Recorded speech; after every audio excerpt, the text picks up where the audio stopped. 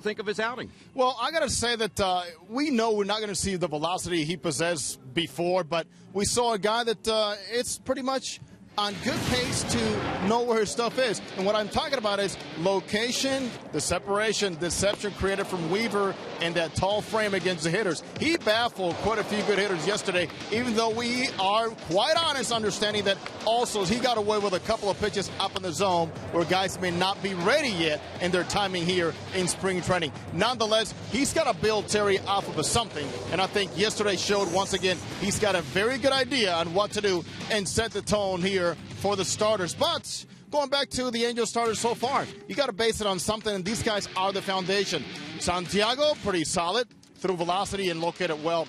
Garrett Richards scuffled maybe with one batter after all, and then you see the Weave doing what he does. And certainly he is off to the right foot here in spring training. All right, let's get back to Jared Weaver. What did he think of yesterday's outing against the Cubs?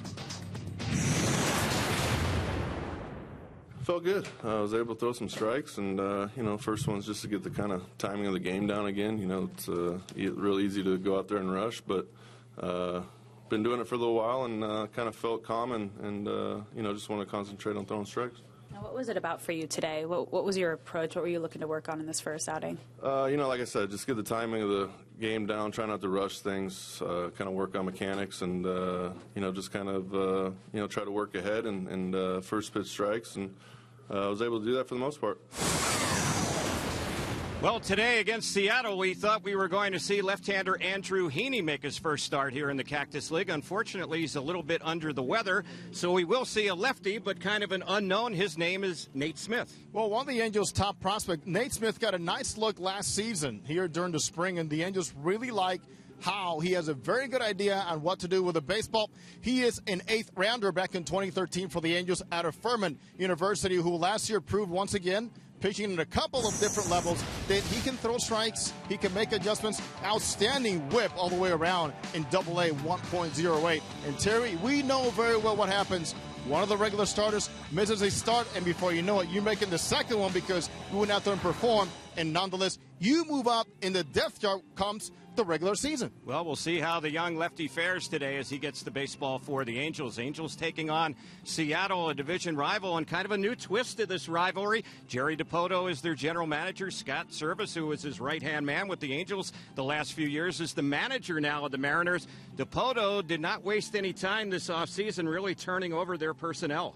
Very quickly, and, talking to Jerry this morning in the backfields, he said, listen, I need to go out there and build off my foundation. I have guys like Felix Hernandez and Robinson Cano and Nelson Cruz and Kyle Seager. Then let's just plug the pieces. And he says one of the ideas is to lengthen that lineup. He went out there and got Nori Aoki. He went out there and also acquired a power guy like Adam Lynn, whom the Angels almost acquired last year under the Poto's reign. But nonetheless, Terry, they are a new rival with guys that pretty much eliminated the strikeouts and brought in some guys that are going to put the ball in play. He also brought over some players from the Angels organization. One of them, of course, is Chris Iannetta, and more recently, Efren Navarro. Absolutely, and we'll also see Daniel Robertson in their lineup today as he will be in the outfield for the Seattle Mariners. So the Angels getting set for another road contest here today. We'll have all the action, Angels and Mariners. It's coming up next here from Peoria on Fox Sports West.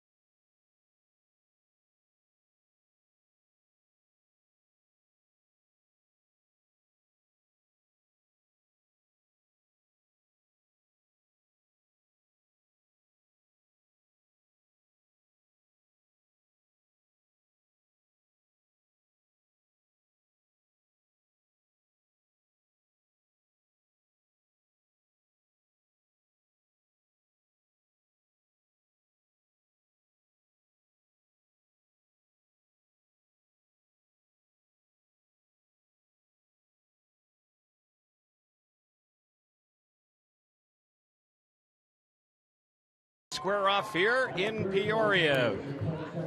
Umpires for today's game calling balls and strikes will be Corey Blazer. And around the bases, we'll have Jordan Baker, Trip Gibson, and Adam Hamari. Well, let's take a look at the Angels lineup for this ball game. Leading things off for the Halos and playing shortstop will be Andrelton Simmons. Craig Gentry, the center fielder, followed by Johnny Giovitello, who bats out of the 3-hole at second base. Then you have the cleanup batter, Giovanni Soto, the Angels catcher. Carlos Perez will DH. Daniel Nava will be in left. Jeffrey Marte at first base. Rafael Ortega will be the right fielder. And Caleb Coward will be the Angels' third baseman.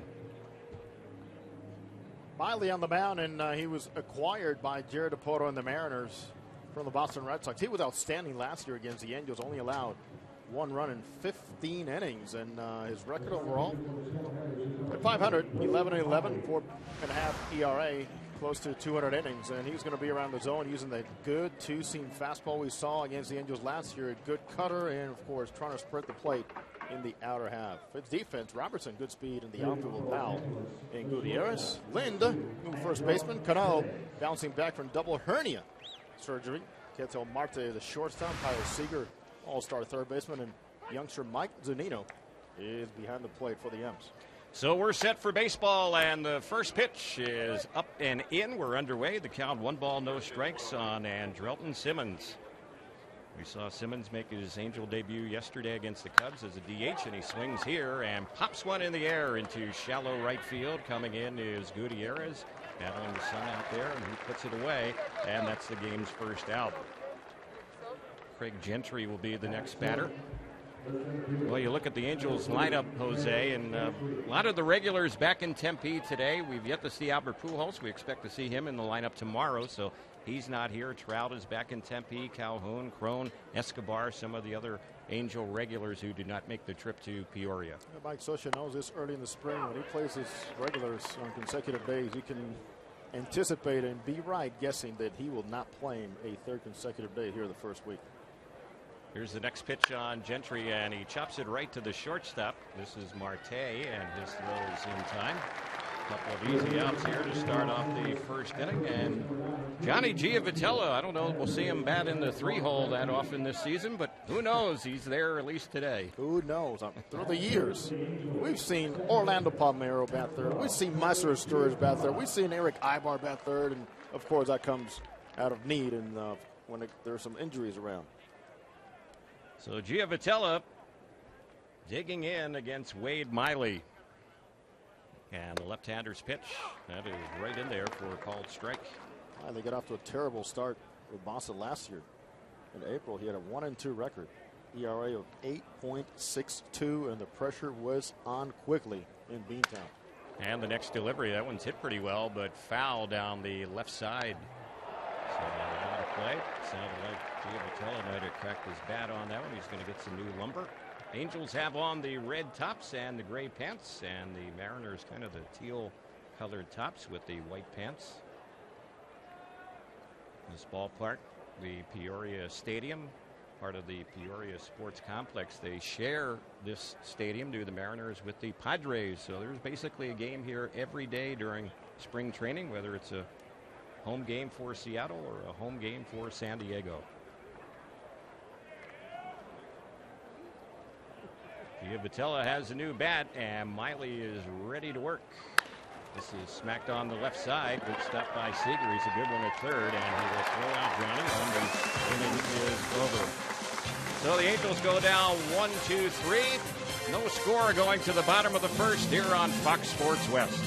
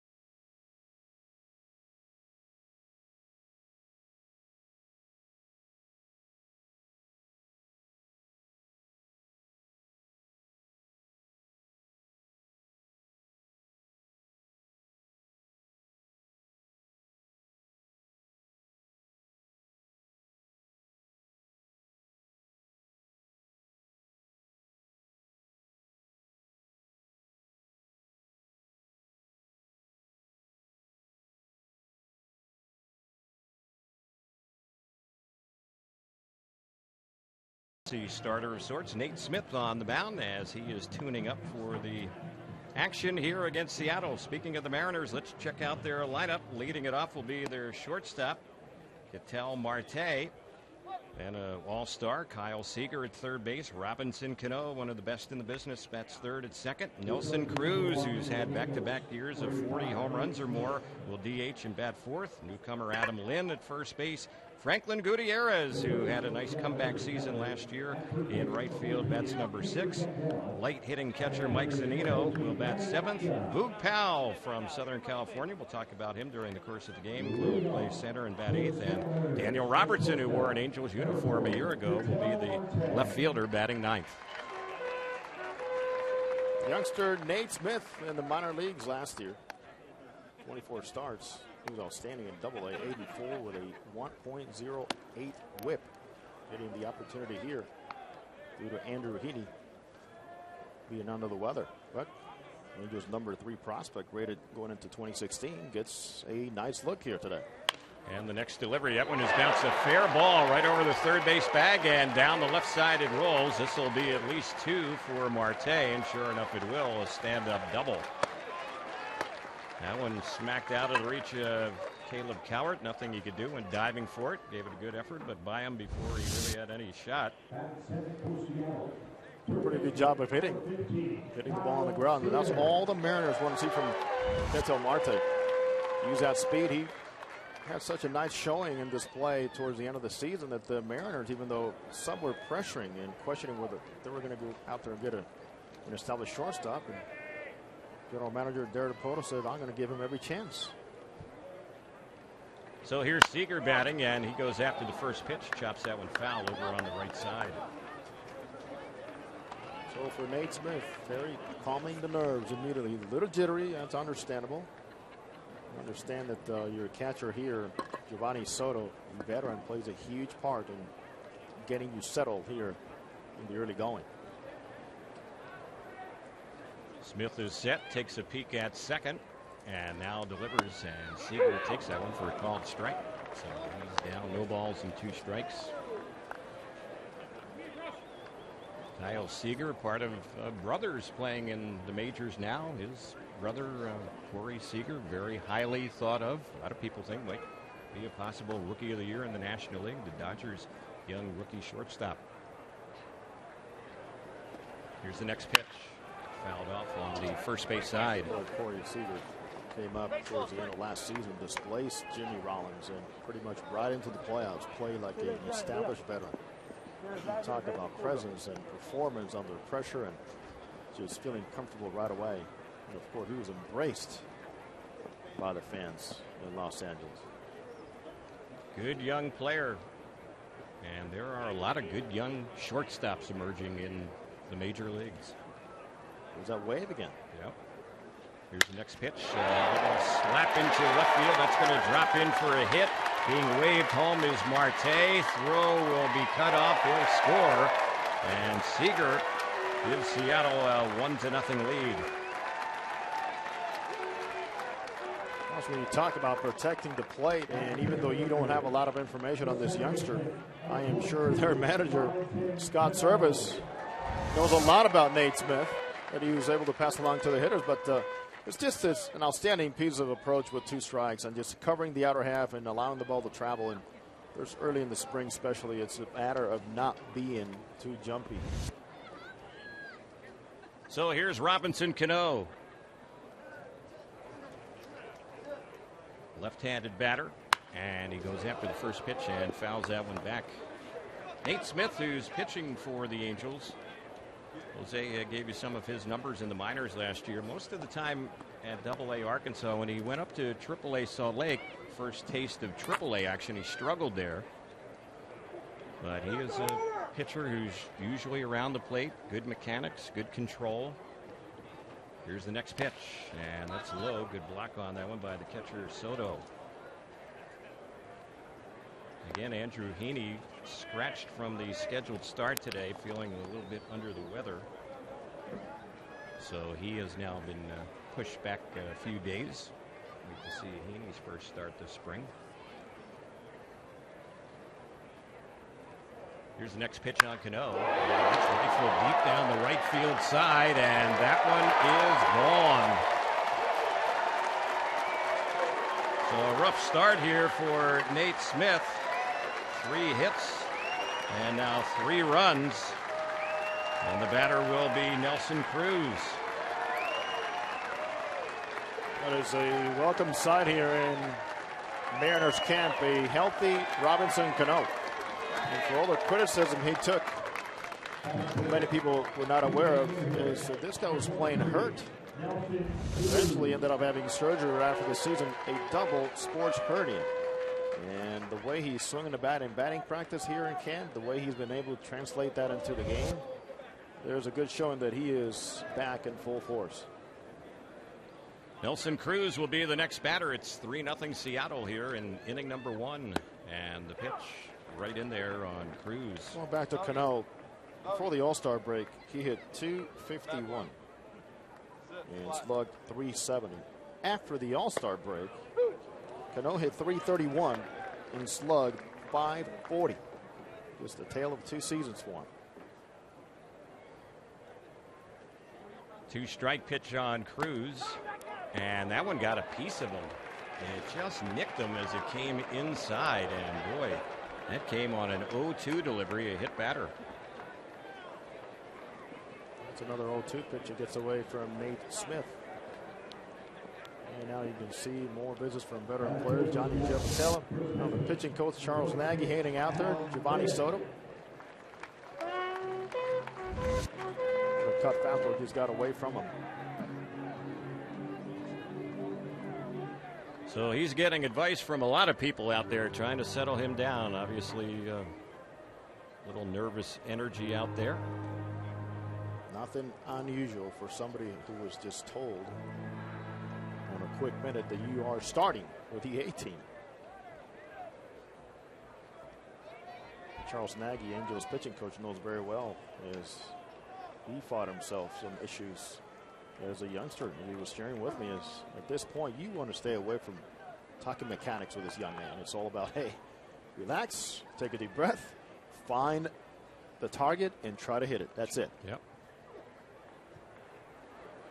So Cruz over there at first base. Smith has yet to retire a batter, and here is Lynn, their number 5 hitter, another left-handed batter, and the pitch right in there for a called strike. Adam Lind hit .277 a year ago with Milwaukee, had 20 homers, drove in 87. He has not hit much in his career against left-handers. And the next delivery, he hit that one sharply, but a foul ball on the first base side. In fact, last year alone was a 70-point difference in his average against lefties, which was .221, and against right-handers .291. And the slugging, forget about it. He hit all of his 20 home runs against right-handed pitching. And overall, if you're asking, of course, he had 104 at-bats against left-handers. There's a toss over to first base. Cruz gets back. Adam Lind has been playing in the big leagues going back to 2006, and he has played just over 1,100 games in the majors, and he has never appeared in a postseason game. That's the longest stretch of any active player. Here's one. He pops up on the left side, and the catcher Soto has a play over by the Seattle dugout, third base side. So Lind is retired. That's the first out here in the bottom of the first inning. Just what the doctor ordered there for Nate Smith. Bring me a lefty to the plate that has not been very good against lefties. He got him out to spread the zone. Here's Franklin Gutierrez. Well, this time last spring, Gutierrez was just trying to revive his career, and he ended up winning a spot on their opening day roster. And Franklin Gutierrez had a very nice season and earned a contract to come back with the Mariners as a reserve outfielder. Not only was his career in danger at one point because of abdominal illnesses, but he thought his life at one point. Yeah. They just could not figure out what was going on. Right-handed batter, and here's the pitch. It's a strike on the outside corner. stomach, intestines. They did many, many tests over the years. The weight loss was prevalent, and seems like the right combo was found through nutrition and other things to get him back in action. And he's actually regained some of that weight. It's noticeable. Here's the next pitch, and that one is chopped foul over on the left side. Terry, when he was an everyday player, he was a master defender in center field. Yep. Won a Gold Glove back in the 2010 season.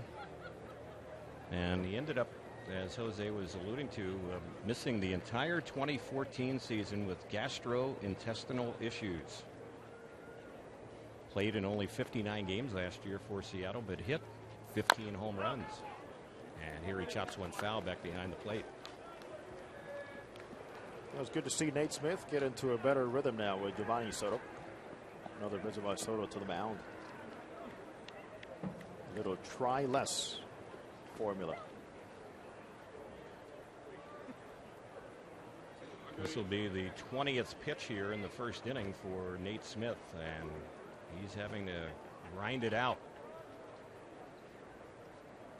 Way in front, 0-2 on Gutierrez. Next delivery, that's low. So the count, 1 ball, 2 strikes. After back-to-back games on the road here in Arizona, the Angels will be at Tempe tomorrow to take on the world champion Kansas City Royals. Nick Tropiano is slated to start that game. Here's the next pitch. And that is low. So it's 2 balls and 2 strikes. That's a good pitch right there. Cesar Gutierrez wrapping around that fastball before and fouling it off. Try to get him to chase away and down. See if he would roll it. Looking for that ground ball double play here.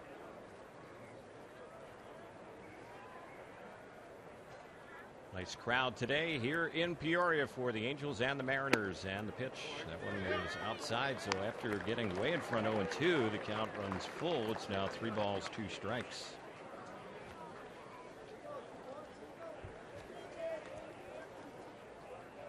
Mariners so far this spring, they have a record of 2-1. And the Angels so far in the Cactus League have gone 1-2. Here's the pitch. Fly ball foul right side, backing out of play.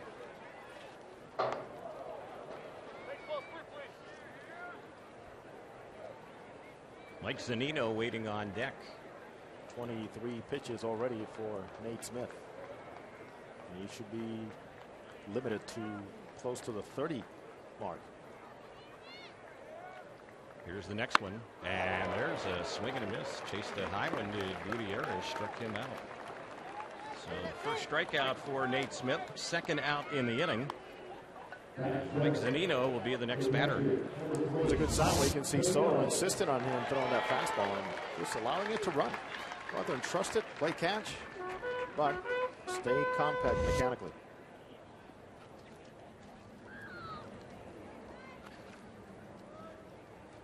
Here's the first one on Zunino, and he goes after it and lifts a shallow fly ball into center field. Coming in now, waiting and under to make the catch is Craig Gentry, and that will end the inning.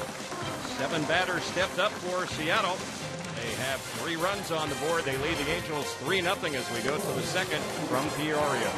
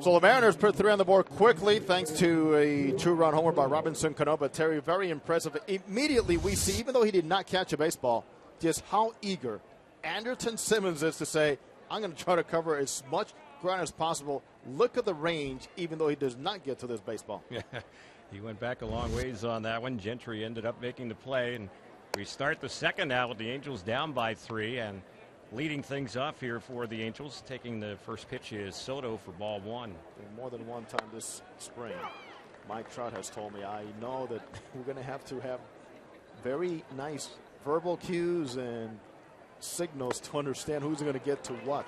That's right. With he and Simmons. Well, it's always good to stay on the same page with people, Jose. You know that. You know that very well, Terry. 1-2 the count now on Soto, and here's the next delivery. He cuts it that one and misses it. Struck him out.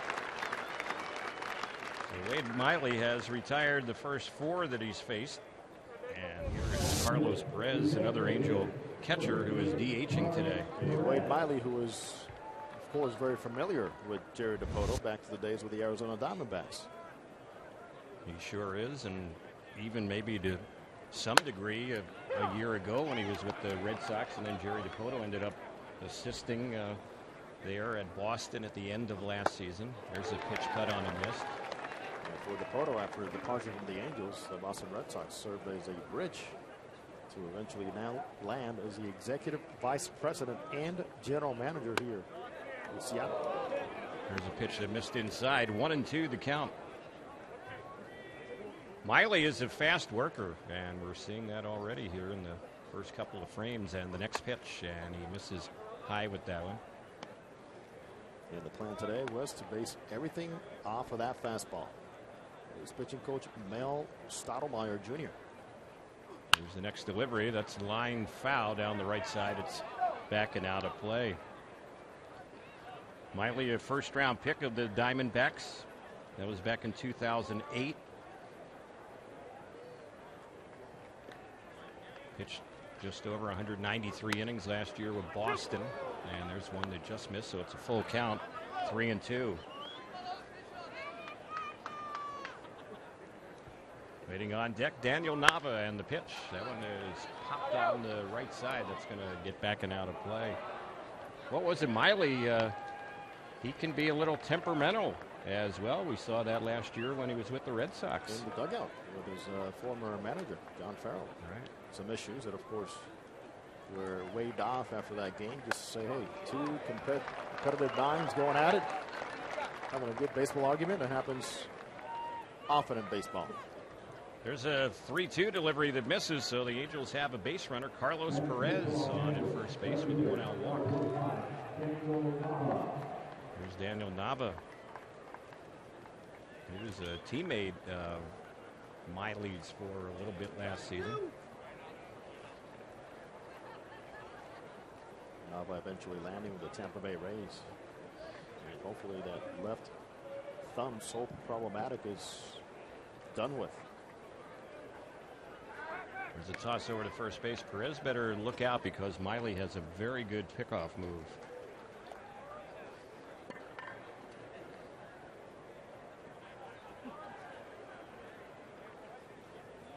Infield is playing it at double play depth, not too deep in the outfield. Here's the pitch.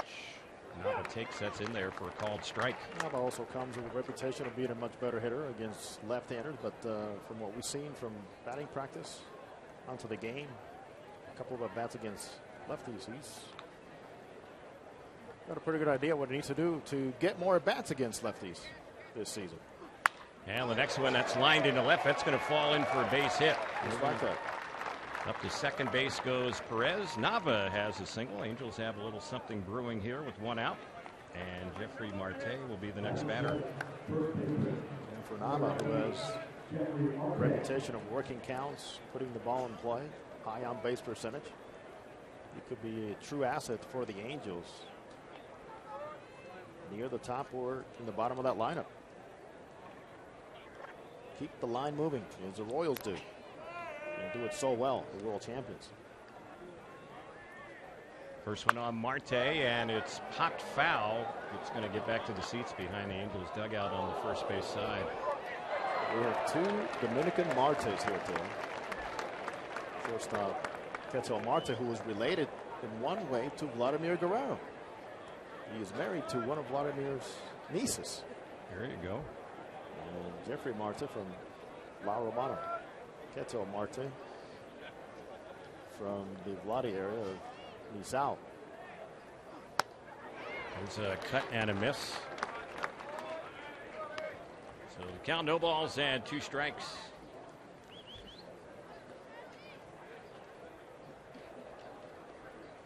Vidal Nuno is loosening up for Seattle. He's expected to follow Miley. Miley's at 24 pitches now. 0-2 is the count here on Marte, and Ortega waits on deck.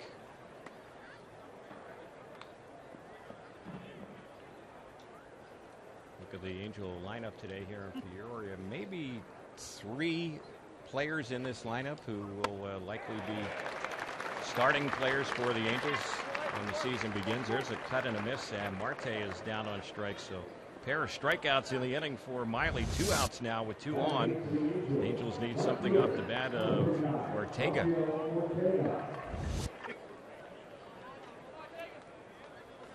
Left-handed batter, 24 years old. Outfielder. Boy, what a throw he made yesterday. He sure did against the Cubs. Impressive throw to nail somebody at third base. Yeah. First one in there for a called strike. I think it was Vladi's influence, Terry, here in camp. Vladimir Guerrero, the influence of just don't hit the cutoff and just throw it. Don't worry about it. Just don't do it too often, though. Yeah. Here's the pitch, and this is a little squibber hit to the shortstop. Marte has it, and his throw will be in time to get Ortega. And the Angels had a little threat here in the second, but failed to score. Ends on a ground out to short.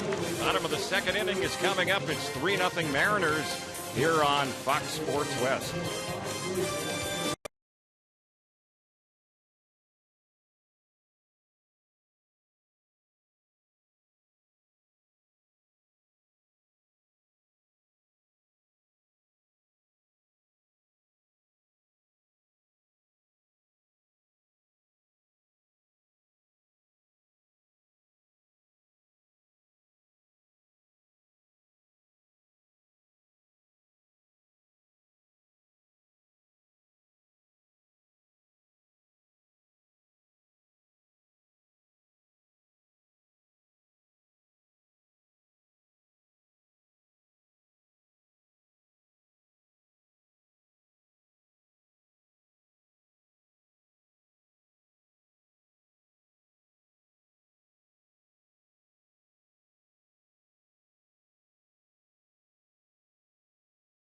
Mariners by the score of 3-0. And Nate Smith is still out there. And if you see some familiar faces, Jerry DiPoto and Billy Epler are seated 1 row apart, talking it over, reminiscing, and talking about each of their new positions with their respective clubs. Everybody has moved on. Epler from the Yankees to the Angels, and DiPoto from the Angels to the Red Sox, now with the Mariners. Good baseball minds all the way around.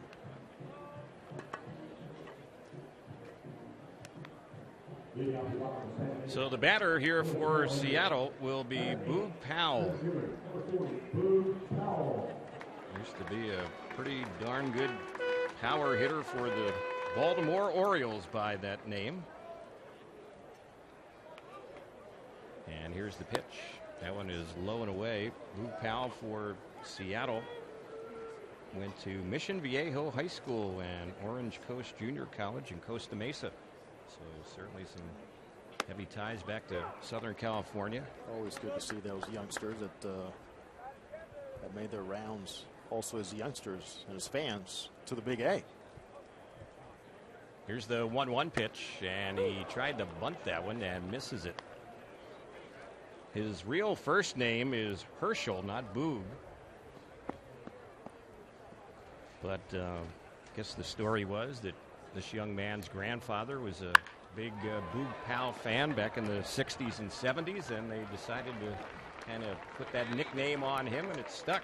Here's a ball he grounds to second. Giovatello will throw him out, and that is out number one. Daniel Robertson, who was with the Angels for part of last season, will be the next batter. Nice job, Johnny Giovatello, guarding against the speedster, and Powell puts the ball in play hard, but Johnny did a good job just placing his feet. Nice displacement to his right, keeps the balance, gets set, and throws him out.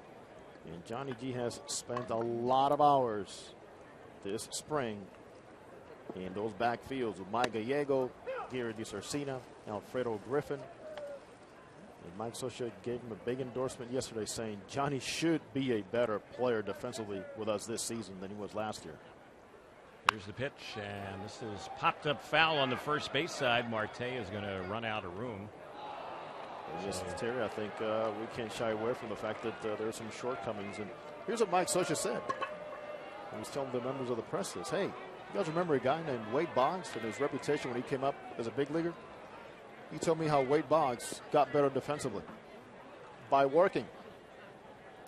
He was not comparing bats, but he's saying if you can do it at this level by being conscious of what you need to do, if Wade Boggs could do it defensively with his reputation, Johnny G can do it too. Well, there's no doubt that Giovatello is a hard worker, so hopefully some of that hard work and even a lot of the workouts he's had the last couple of off seasons. He's worked out with Ron Washington quite a bit back in New Orleans. Hopefully it'll pay off, make him a better defender. There's a off-speed pitch taken for a called strike, and out looking is Daniel Robertson. So Nate Smith having a little better go here. He's retired the first two, and going back to that first inning when they put the 3 on the board against him, he's now retired the last 5 in a row. So he seems to have found himself a little bit out there on the mound, pitching a lot better. These youngsters just playing catch out there. 2 quick outs, bottom of the order, as he's supposed to do with anybody at any level, going out there and pounding the zone. Here's the pitch, and there's a swing and a miss by Ketel Marte, the Seattle shortstop. He doubled to start off their first inning and came around to score. And the next pitch will be pitch number 35 for Nate Smith. And it's grounded to short. This one handled by Simmons. His throw, good stretch over there by Marte, keeps the foot on the bag, and that will end the inning. A clean inning for the young lefty Nate Smith here in the bottom of the second. Angels will have Cowart, Simmons, and Gentry coming up in the third, down 3-0 on Fox Sports West.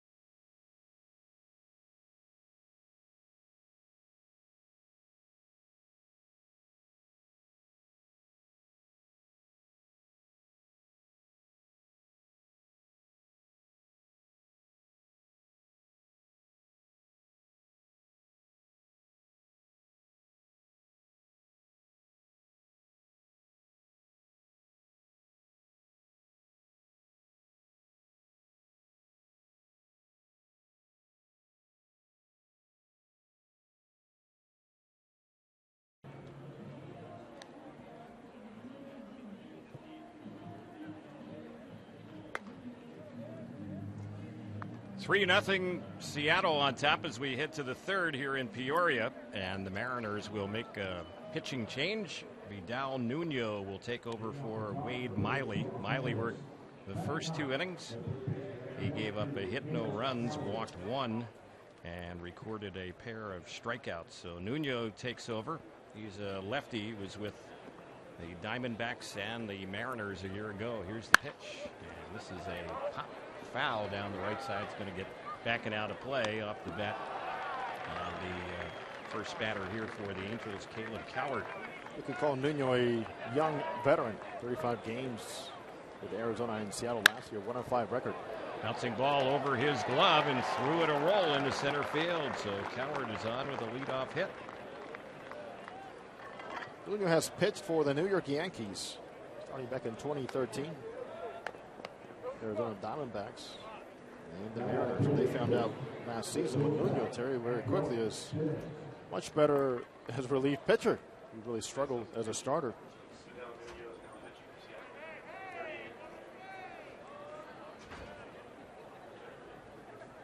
So here is Andrelton Simmons, who flied out to right his first at bat.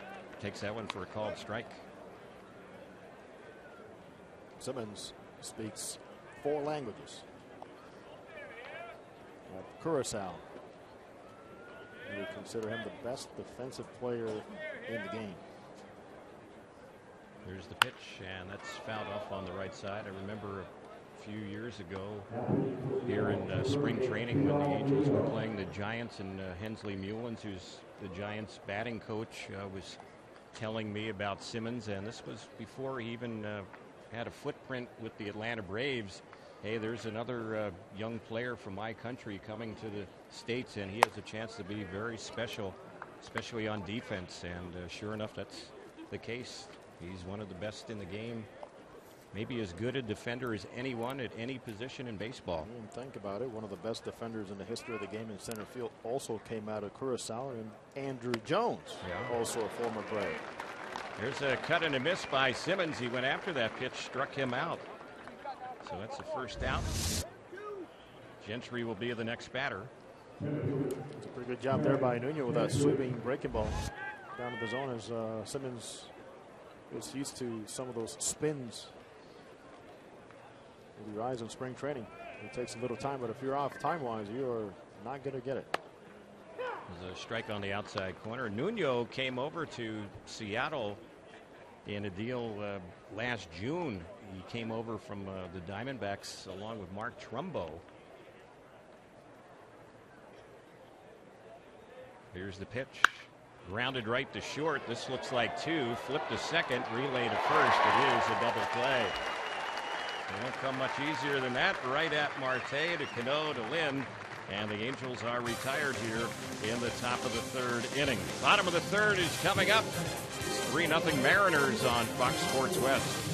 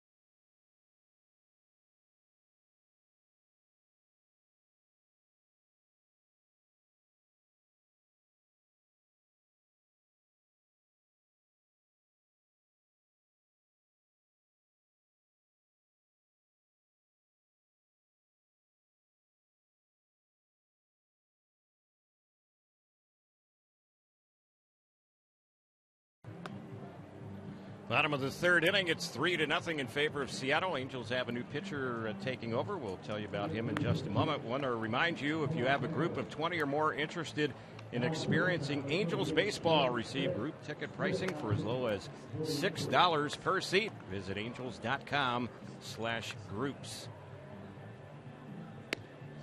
And the new pitcher for the Angels is Joe Smith. He replaces Nate Smith, and this will be Joe's first appearance this spring. Nate Smith, the starter, who filled in for Andrew Heaney today. Hey, why not another Smith? Nate Smith, Joe Smith, Terry Smith. Any more in the we're everywhere, the Jose. roster here? We are everywhere. So Nate Smith ended up allowing 3 hits and 3 runs in 2 innings. He did not walk any. He hit a batter. He struck out a pair and gave up a home run. Kind of an interesting outing for him. The first 4 reached base safely, with 3 of them scoring, and then the next 6 were all retired in a row. The final 6 that Nate Smith faced. So he settled down. Yeah, 25 pitches in the first inning, only 10 in that second inning. Mm-hmm. So Kyle Seager will lead things off for Seattle. He singled in a run back in that first inning. Here's Joe Smith, who all he asks is just give me the baseball. He has made over 70 appearances in the last 5 seasons. First one was in there on Seager for strike 1. And the next delivery misses for a ball. Last year for Joe Smith, he was 5-5. He had 5 saves also, and ERA of 3.58. Next pitch didn't miss by much. Joe has a career 2.88 ERA. Had 5 saves for the Angels last season. That's after collecting 15 the previous season. Yeah. In the transition between the struggles of Frieri and the acquisition of Houston Street. There's one that's low and inside, so it's 3-1 here on Seager. And Joe says some spring training for him is one of those where just to get a feel for the baseball, and because of his lower arm angle, at times he could get a little lost. And what he'll try to do to adjust is sometimes he'll elevate an arm angle a little bit more to get a feel for the top of the baseball. He says after that I can really just get a feel for it better by grabbing the center side of the baseball and then allowing to drop my arm a little bit more and get back into my rhythm. Because it's all about movement for him. There's one that's lifted foul down the left side that's going to push back and out of play.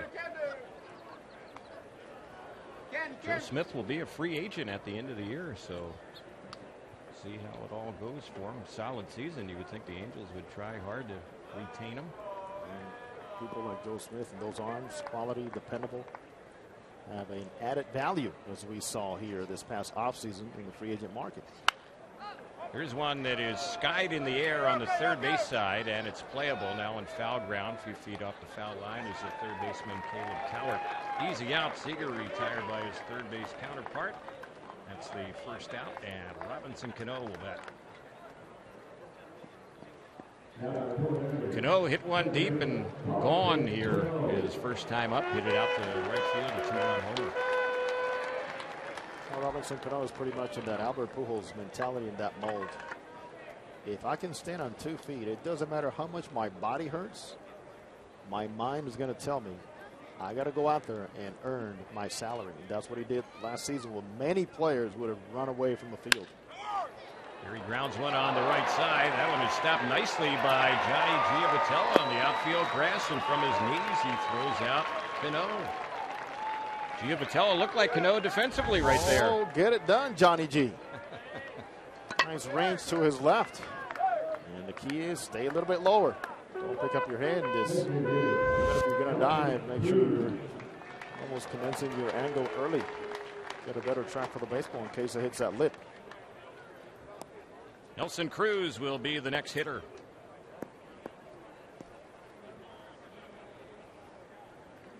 Cruz has hit 84 home runs the last 2 years. And there's one a little bit low for ball 1. And for everybody that's sad, he will never repeat a 40-plus home run season now that he's playing in Seattle. How about last year? Yep. 44 homers. He was an all-star last year. He takes a cut at that one and misses it. And he had a terrific first half of the season and not too bad in the second half last year for Seattle as well. There's one a little bit outside.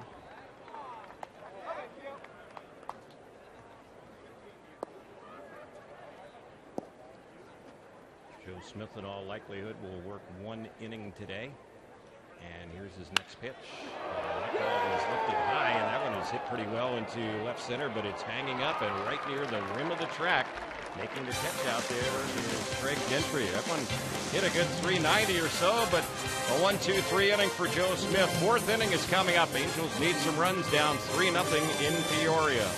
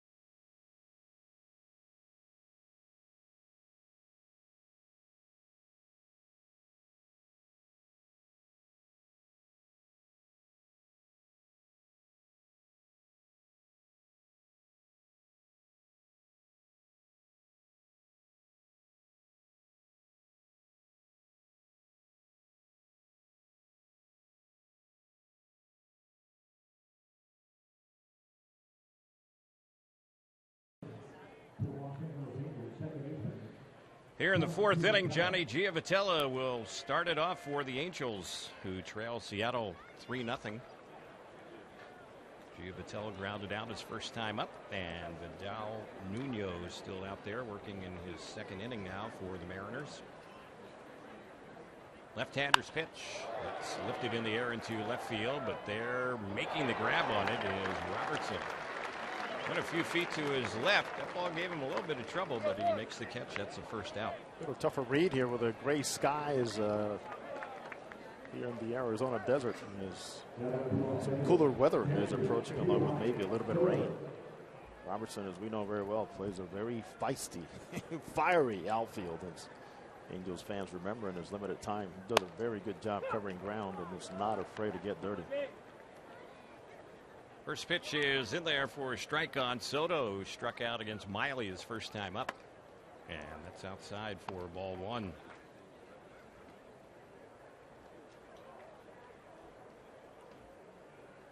Nuno's next pitch.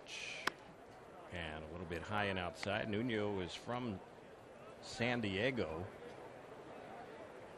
Born right there on the border, National City. Right. And here's the pitch. That one a little bit high. Pitched independent league baseball, originally in the Indians organization. Was about 5'11" and 210-pounder. Here's the pitch in there for a strike.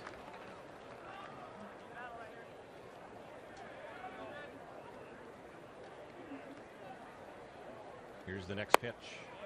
And that one will miss on a 3-2. So Soto has a 1-out walk. Angels have a base runner. Carlos Perez will be the next hitter. Perez walked his first time up. It'll be a divide between Carlos and Giovanni Soto, who is running at first base, as to who's going to get the bulk of the catcher duties for the Angels. And right now, the favorite, of course, is the youngster Carlos Perez, who was acquired by Jerry Dipoto. And the trade that saw the Angels also acquire Nick Tropeano, who is pitching tomorrow. We saw Hank Conger move over to the Houston Astros. And Conger on the move again, Terry. Yeah, where's he with Tampa Bay? Tampa Bay Ray. Right. So he's with his third team in the last 3 years. 1 ball, 1 strike the count. Angels down by 3 here in the 4th. There's a little liner into right. It's going to drop in for a base hit. Going the opposite way is Perez. Moving up to second is Soto. So the Angels have had some base runners here in the early going. Have yet to cash in. Had a pair on with 1 out in the second. Now have a pair on with 1 out here in the 4th. And Nava, who singled his first time up, will be the next batter. Excellent approach by Carlos Perez, going the other way on the lefty Nunez, who will depend more on the breaking stuff than the original starter Wade Miley.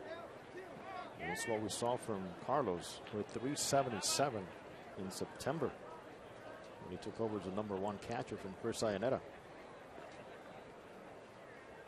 Had a chance to see Chris Iannetta in the backfields today. Smiling and happy to have a job, Terry, by the way. You know, he had a really tough season last year for the Angels, but hoping to bounce back. Yeah, he'll be on the comeback trail for the Seattle Mariners. And Chris, of course, happy to be around familiar faces. Scott Service, who was with the Angels in baseball operations, and of course, general manager Jerry Dipoto, who goes back to the Colorado Rockies days with Chris Iannetta. The pitch in there for a strike. It's now 0-2. Eagles fans didn't like that call right there. Yeah. And there are a number of them here today. Angels dugout is on the first base side. You see a lot of red on the right side. A lot of fans making that trek the weekend. I-10 to the 101, and here they are in beautiful Peoria. Here's the next delivery, and that one is low. So it's 2 balls and 2 strikes. Like you, Terry, get on the loop. Get on the 101. I was on the 101 loop for a while today. It sure was. I'm missing DC even more today. He's not with us with the game not on the radio side today. And the pitch, that one is hit well into center field. It's really struck. Powell is chasing. That ball is by him, and it's out by the 410 sign. Hits off the wall. 1 run will score. Another is going to come in. And at second base, driving in a pair is Daniel Nava. The Angels pick up 2 and get right back in the ball game, trailing by a run. Well, Daniel Nava making a case for himself now from both sides of the plate. Out it's 2 for 2 now. A couple of RBIs and some hard contact again after lining out that single in that second inning to left field. He drives this one way out, close to 400 feet. And for Ron Renicky, coaching third base, get ready because he is not afraid. He is very aggressive, and he had Carlos Perez going all the way, taking a chance. Yeah, he scored from first base on that double, and here's the pitch. Called strike on the outside corner on Marte.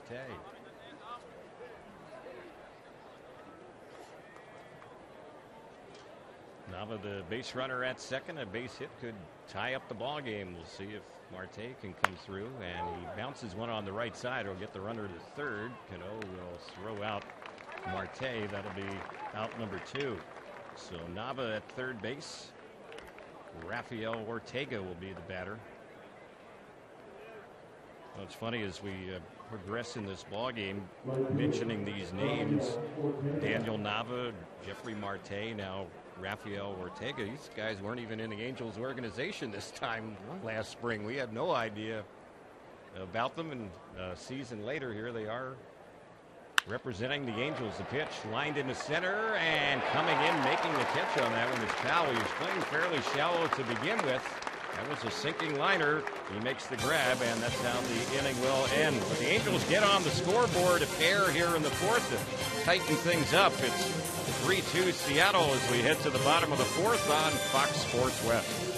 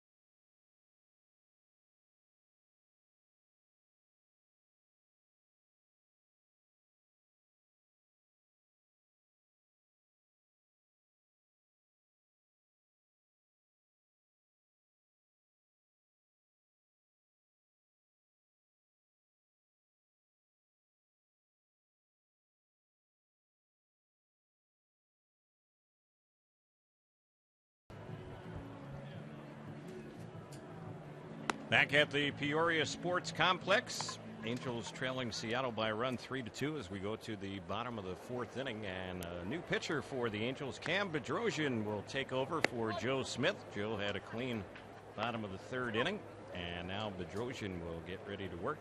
Will face Lynn Gutierrez and Zunino here in the bottom of the fourth.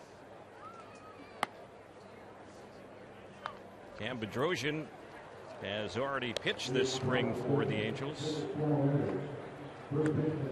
Cam found out very quickly that the combination of a walk or not playing catch was costly for him. Could have had a cleaner inning had he just avoided an error that ended up being costly. Pitched in the opener against the Giants, gave up 3 runs on 4 hits in 1 inning of work. So he's looking to better those numbers here today, and the pitch that's in there for a called strike. Bedrosian was the losing pitcher in that game against the Giants, and that was the opener on Wednesday in Scottsdale. Always under the watchful eye of Pops, Steve Bedrosian. Yeah. There's one in there for a called strike. It's no balls and 2 strikes on Adam Lind.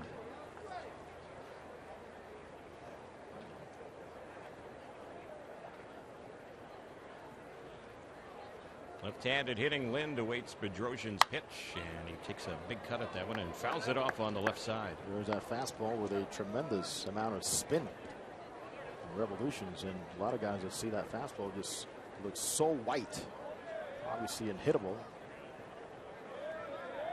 With a much improved breaking ball, hopefully he'll bring that breaking ball we saw the last month of the season, a much tighter spin, along with a big looping curve that he does have.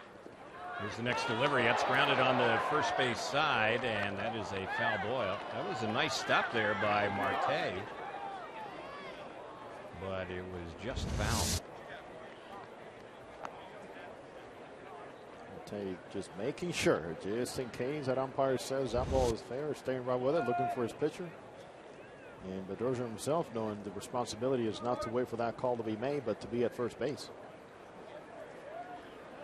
First base is not a real familiar position for Marte. He plays third, both corner infield spots now. The Angels are looking at him from a versatility standpoint. There's a pitch a little bit high. 1 ball, 2 strikes.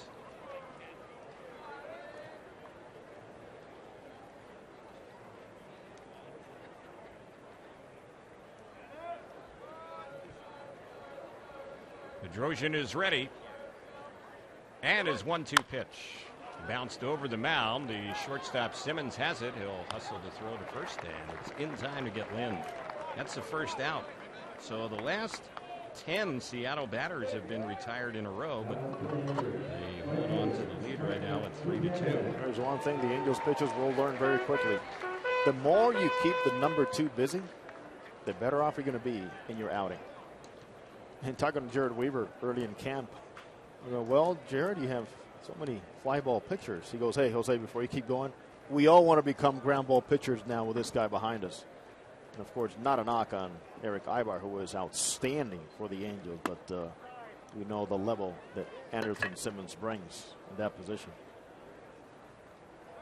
First one a ball on Gutierrez. 1 ball, no strikes.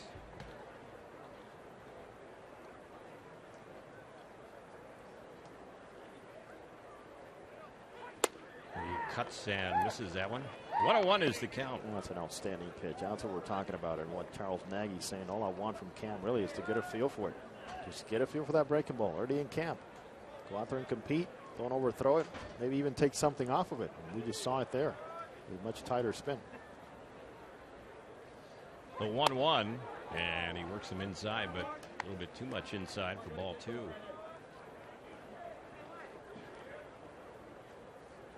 Bit of a cloud cover today here in Peoria, making it feel a little bit cooler. Here's the next pitch, and a close one that is called ball 3. 3-1. Drafted in the first round by the Angels, 29th overall back in 2010. Made his debut in June of 2014. Here's the next pitch. Fly ball that's hit well into right center field. Going back on that one and watching it go is Gentry. It's a home run to right center. Gutierrez with the solo shot. And Seattle's lead gets a little bit bigger. It's now 4-2.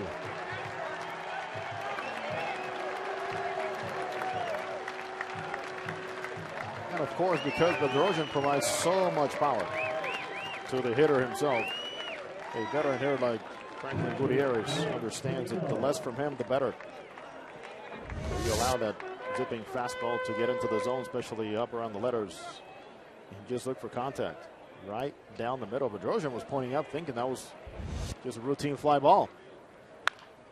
Here's the next pitch, and there's a bouncer hit to third. Good stop by Cowart. His throw will get Zunino his first ball swinging, and that's the second out. 2 away. Boog Powell will be the next hitter.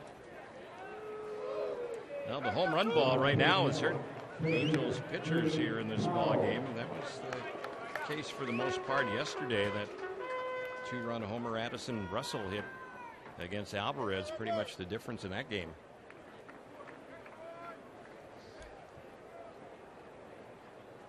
Powell grounded out to second. He is not a power hitter. He'll slap the ball around, and the pitch. That one is outside for ball 1.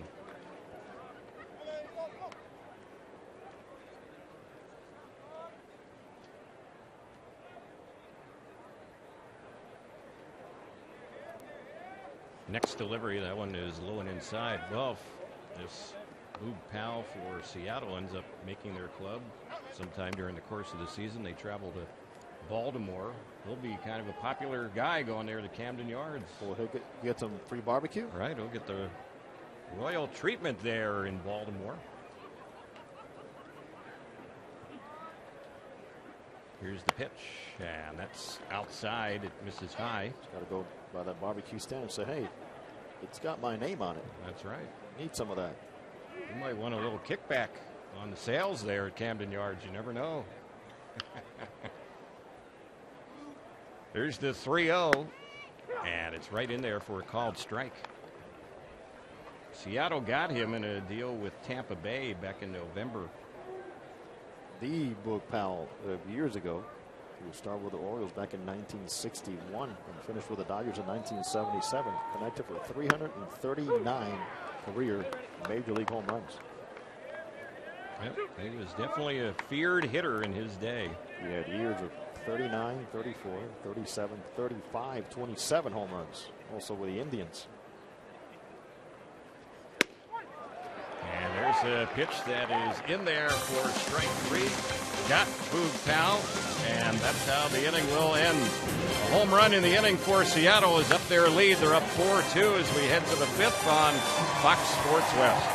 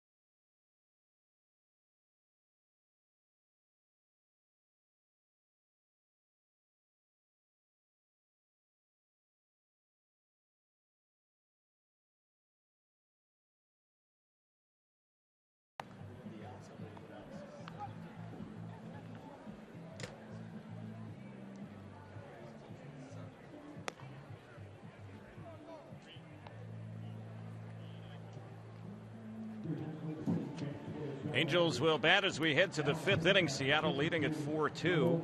There's a new pitcher for the Mariners. He's trying to win a spot in their bullpen, the veteran Joel Peralta, former Angel as well. And there's also a new right fielder for the Mariners. They have Dario Pisano now playing in right field as he has replaced Franklin Gutierrez. Peralta last year was with the Dodgers. See his numbers. 3-1 record, 4.34 ERA. Signed a minor league deal with Seattle during the offseason, trying to keep his major league career going. And for that, he even had to pitch a prolonged stay in winter ball, pitching all the way into the Caribbean Series just to get some eyes on him and trying to get a job. First pitch in there, and the next one on Coward. He fouls that one off to count 0 balls, 2 strikes. His best years, Terry, of course, we know from Joel Peralta with Joe Madden. Another one of those guys that says, just give me the ball. Always high in the column of appearances made for his ball clubs. He's way in front here on the switch hitting Cowart, and the next pitch. This is popped up foul behind the plate. Should be an easy play for Zunino, the catcher. Put it away. That's the first out. And Relton Simmons will be the next batter.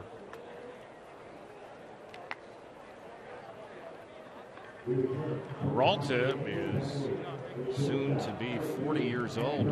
Been a solid setup man in the past. Back in the 2013 season, he had 41 holds that year, holding the lead for the closer.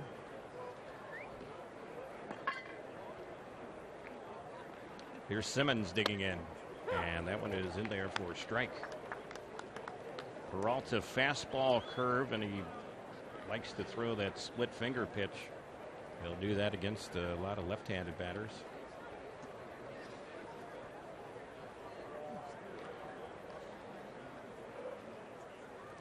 Right-hander is ready, and here's the next one. That is low and away. 1 ball, 1 strike to count.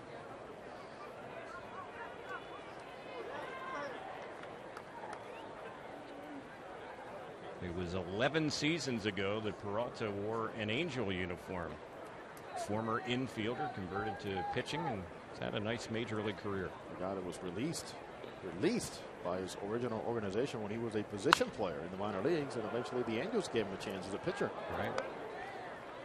Ball's fouled off by Simmons, backing out of play.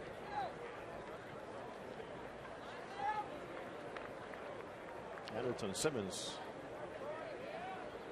told me early in spring that part of his ability as a shortstop came from his background, Terry, playing soccer as a youngster in Curaçao. He says, I taught him balance and speed with his feet. And there's one that he chases and misses, and he goes down on strikes. Well, on that island country, I would think soccer is probably more popular than baseball. It is. They play a lot of soccer. I played soccer before I played baseball. In fact, he says one of the biggest influences in his career was Kenley Jansen, the Dodgers' outstanding closer, who at that time was a catcher. Right. When Anderson knew him. A position player. Here's Gentry at the plate.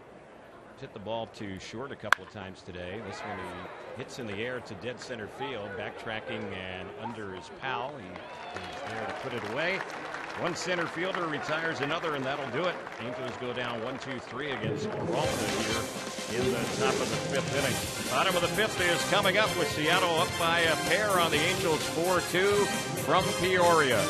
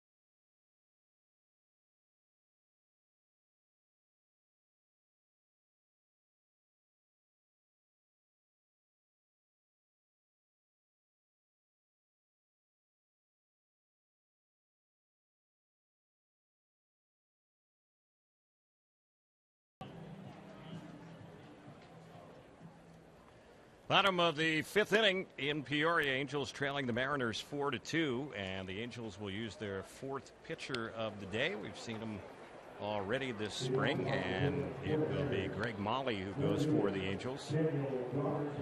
SoCal native, who also pitched up on the Central Coast at UC Santa Barbara. So Molly is set to go. He's worked 1 inning so far here in the Cactus League. That was against the Giants and had a scoreless inning. And the lefty's first pitch, that one ball 1. It's 1 ball, no strikes. Molly replaces Bedrosian, who worked last inning and gave up 1 hit. That was the homer to Gutierrez. Also struck out a batter. Here's the next delivery. That's low and inside. 2 balls, no strikes. Molly in his minor league career has been a strike thrower and also has gotten some punch-outs. 116 strikeouts career in 95 innings. And a pretty decent 1.20 whip. There's a pitch that's right in there for a strike. He was a closer in the Angels system a year ago. Ended up saving 16 games in Double-A Arkansas for saving 9 games in Single-A Inland Empire.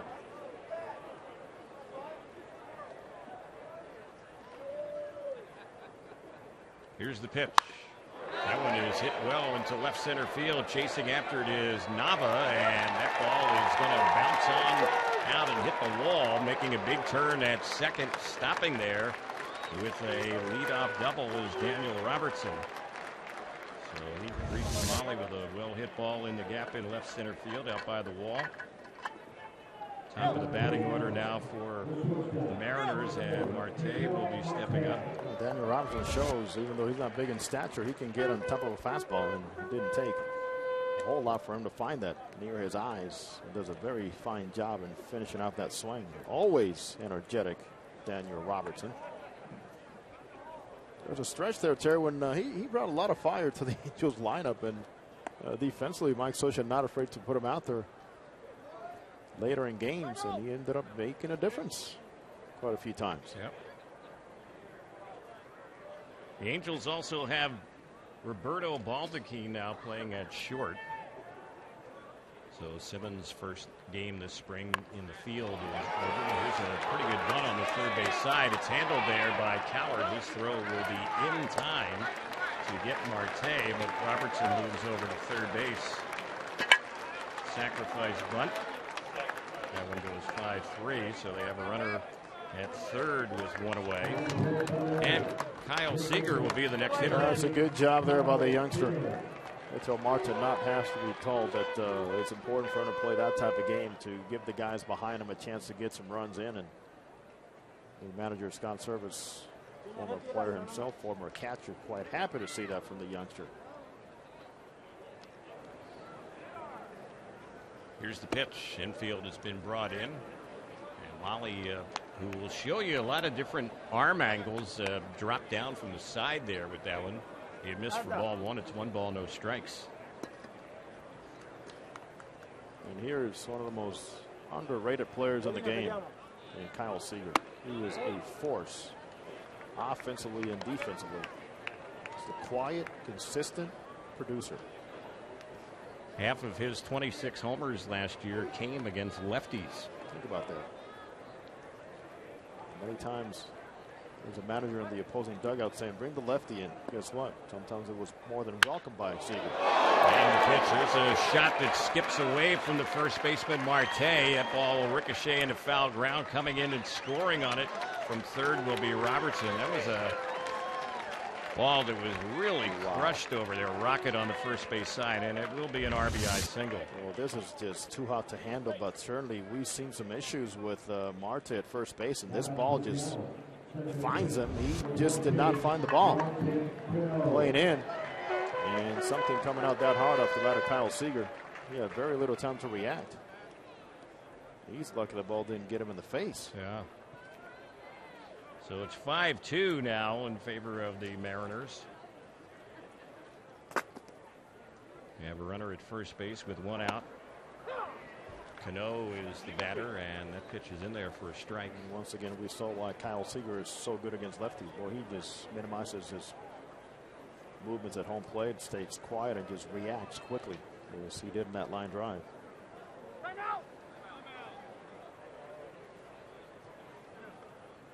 Cano with a 2-run homer and a ground out. Left-handed batter, lefty-lefty matchup as Molly has the sign. And from the sidearm delivery, that one is fouled back behind the plate. Well, that class terrier, Cano. Pedroia.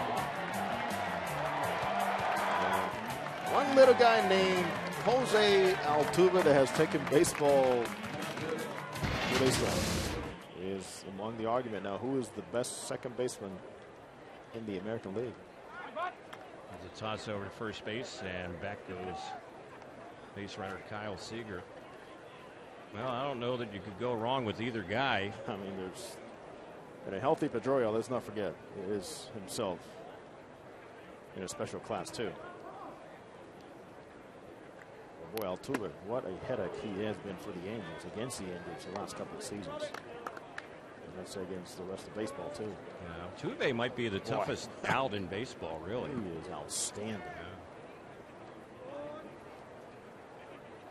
He's a guy that when he stays healthy, you can pretty much pencil in 200 hits for him. Then he gets on base and he steals bases like crazy.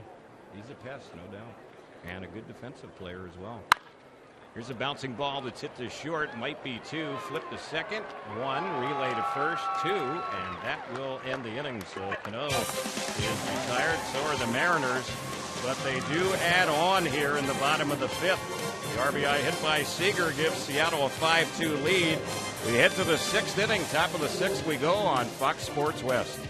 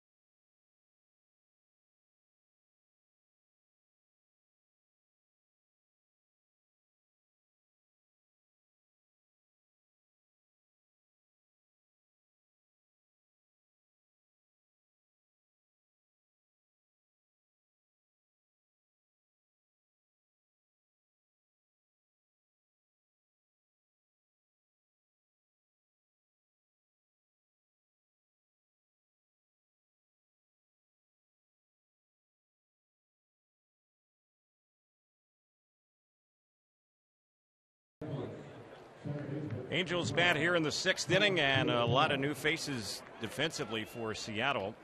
The new pitcher is Jonathan Arroyo. New catcher is Steve Clevenger. They have Luis Sardinas at second, Chris Taylor at short. Tyler Smith is the third baseman. Ed Lucas is now in left. Sean O'Malley is in center. And at the plate for the Angels is Johnny Giavitello. The first pitch of ball to count 1-0.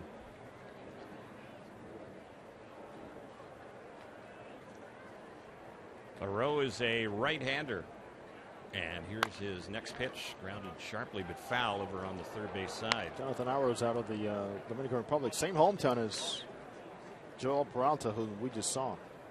Arroyo, 6'1", 175. Pitched briefly for Boston last year. most of his appearances were at AAA Pawtucket last season as a reliever. There's a pitch in there for a called strike. 1-2 the count. Showed that good arm in Pawtucket. 53 strikeouts in 51 2/3 innings. Only allowed 43 hits and a 1.03 walks plus hits per innings pitched. 1.03 whip. Aro is ready, and the next one that is a little bit low and away. 2 balls, 2 strikes. Seattle got him from Boston back in December. I think Jared DePoto knew a thing or two about this young man when he was in Boston. Yeah. Bring him along. Wasn't in their system that long, speaking of DePoto, but this guy must have caught his eye.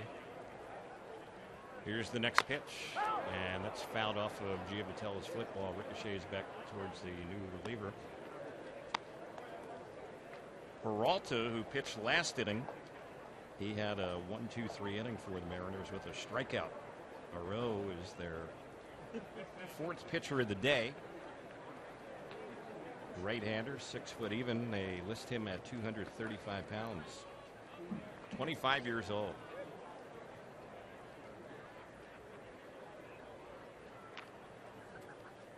Here's the 2-2 on Johnny, and he lines one down the left side. That ball's going to bounce on out near the rim of the track. Headed for second is Giovatello. The throw is late, and he slides in with a leadoff double. That's his first hit today. And that is your number 3 hitter for the Angels, batting third, Johnny Giovatello. Ground ball to third out, lined out to left, and now he gets his blazing double out to the corner. And the good thing is Johnny's legs are looking pretty good, as there's no hesitation whatsoever, even though that ball was cut in the corner by Lucas. He made it look very easily sliding into second base. So the Angels have a runner at second, and at the plate taking the first pitch for a ball is Soto. What I see from Soto here is just try to get him in. Down by 3 runs, you have experience. Just try to get the RBI here. Here's a pitch he takes for a strike.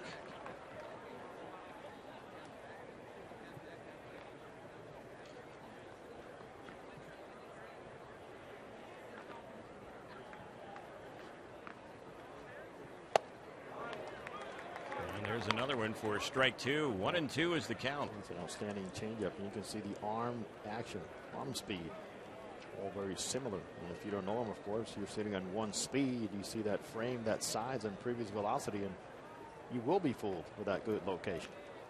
2-strike delivery fouled back to our right out of play. So the count holding 1-2. You saw a difference there in the approach by Soto after that changeup, just convincing himself to stay back a little bit longer, be late.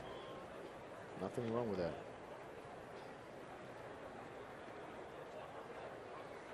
Two-strike delivery, and there's a foul tip not held by Clevenger, so staying alive with 2 strikes. And that approach from a previous pitch kept him alive. Got just enough of it, and even more because the ball was elevated. They have the infield backed up, outfield not too deep. Barreau looks at second, delivers, and that's inside. It misses. 2 balls and 2 strikes. Angels will have back-to-back home games in Tempe starting tomorrow. That's against Kansas City. And then the Angels on Monday will have a split squad day with one of the games at Tempe Diablo. That'll be against the White Sox. Another Angel squad on Monday will be playing in Goodyear against the Cincinnati Reds. Sure, pick one. Which one you want to do on Monday? I go on the road? I love Tempe Diablo Stadium. Let's do that. That's where we will head and pitch. That one is inside, and that one is ball 4. That was a very good at bat there by the veteran Giovanni Soto. As a catcher, it's a lot of times you go out there with a mentality of what would I do? What would I call this young pitcher here? And after the changeup, he forced him to throw the fastball by staying on his off speed. Nice job, Giovanni. Looks like we're going to have a pinch runner. Quentin Berry will be running over there for Soto.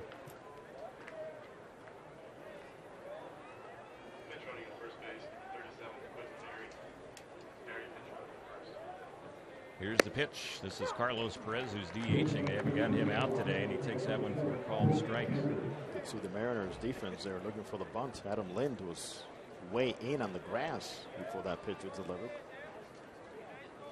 Carlos got to be thinking, drive him in.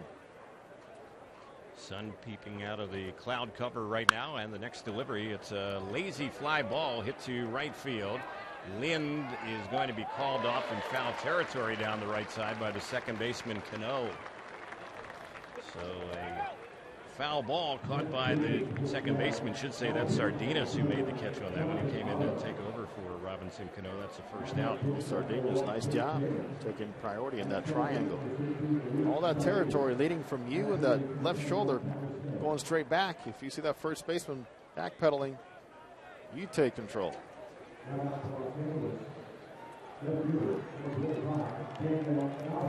Daniel Nava will be the next batter. Mentioned Barry pinch running over there at first base for Soto.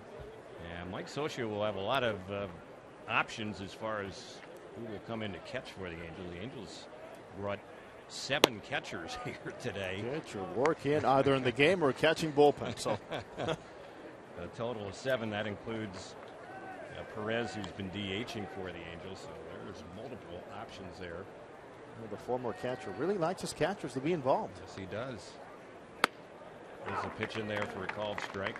We see G-Man Choi, who's been getting a lot of early at-bats here in the Cactus League, waiting on deck to pinch hit for Marte. G-Man had a swing in the bat. Just missed a home run yesterday. Line drive. It was caught in deep right field. And the pitch, that's a liner into center. That's going to be another hit for Nava. And Ron Renicky is going to wave home the lead runner. The throw is late to the plate. Hustling up to second is Nava, and he's out. Well, he tried to take the extra base on the throw to the plate, but gets gunned down on a strong throw by Clevenger up to second base. Angels have scored a run to get a little bit closer. It's now 5-3 Seattle, but now you have 2 outs in the inning with a runner at third. O'Malley in center field, not your natural outfielder. He plays multiple positions even around the infield. Didn't charge that ball very hard. In fact, just got to see if there's any slight hesitation by Nava rounding first base. But with the speed or lack of it from the throw from center field, he should have been at second base a little bit easier. Yeah, it seemed like it took him a long time to get there. So here's Choi pinch hitting for Marte. Without taking away from Nava, another nice swing. He is 3 for 3 with 3 RBIs. Oh, yeah. Here's the pitch on Choi, and that one is fouled off on the left side out of play. Choi had been in the Seattle organization, so he kind of would like to get back at his old franchise right here.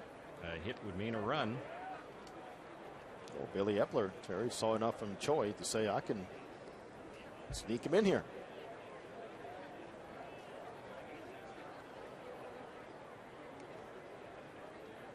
Ortega waiting on deck, 2 outs. And the pitch. Choi hits a lazy pop-up out near second base. A lot of people converging. It's going to be the shortstop, though, and that's Chris Taylor. And he will make the catch on it, and that's how the inning will end. Now the Angels come up with a run. Trail at 5-3 as we go to the bottom of the 6th inning on Fox Sports West.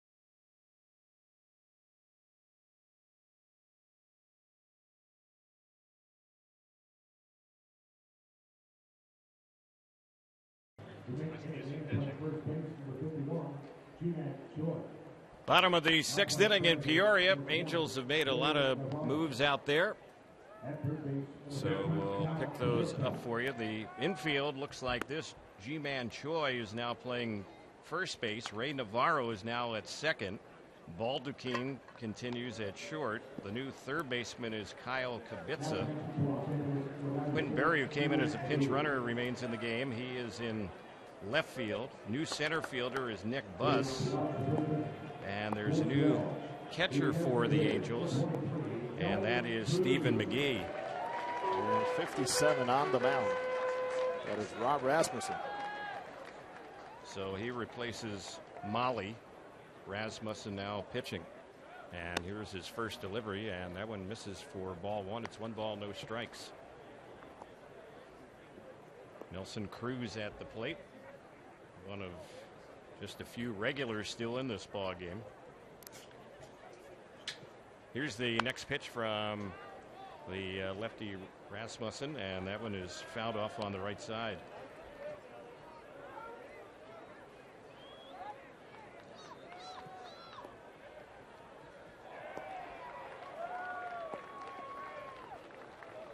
Molly, who was the fourth pitcher for the Angels, ended up going 1 inning. He gave up 2 hits, a run it was earned. He did not walk or strike out anyone. There's a pitch cut on and missed on Cruz. Couple strikes on him. Yeah, it's good to see another lefty on the mound. Nate Smith. Molly now with Rasmussen. Rasmussen attacking the zone quickly against Cruz. Getting him to chase also. And he misses that one, struck him out. It's going to feel good when you go out there and strike out a guy that hit 44 home runs last year, Nelson Cruz. Good start for the youngster. Adam Lind will be the next batter. Hope you're enjoying the action on Fox Sports West. Terry Smith and Jose Mota with you. Cactus League Baseball spring training action. Angels playing their 4th game so far this spring.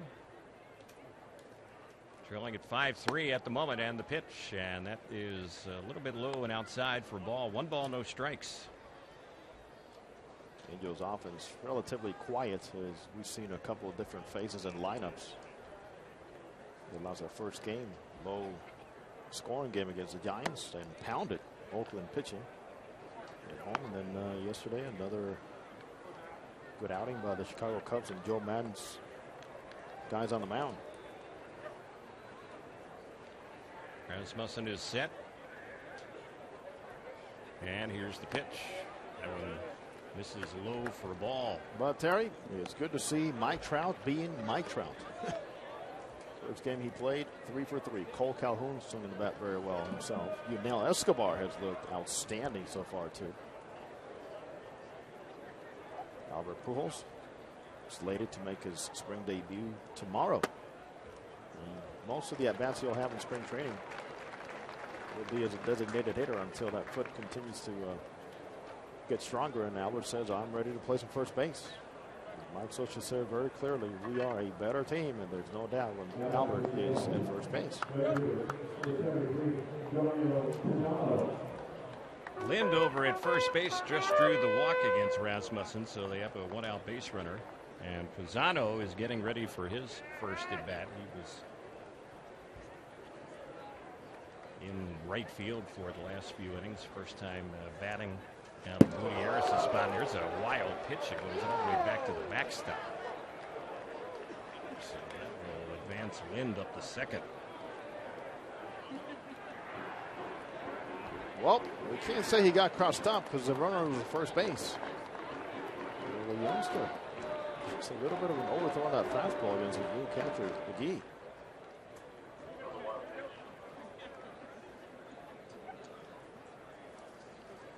Rasmussen, who's pitching for the Angels, pitched a little bit last year for Seattle. He also spent a little bit of time in the big leagues with Toronto as well.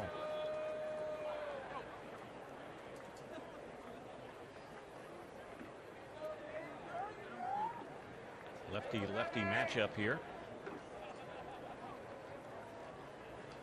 Here's Here's the next delivery, and that one bounces in. So this must have having some location issues right now, trying to sort those out.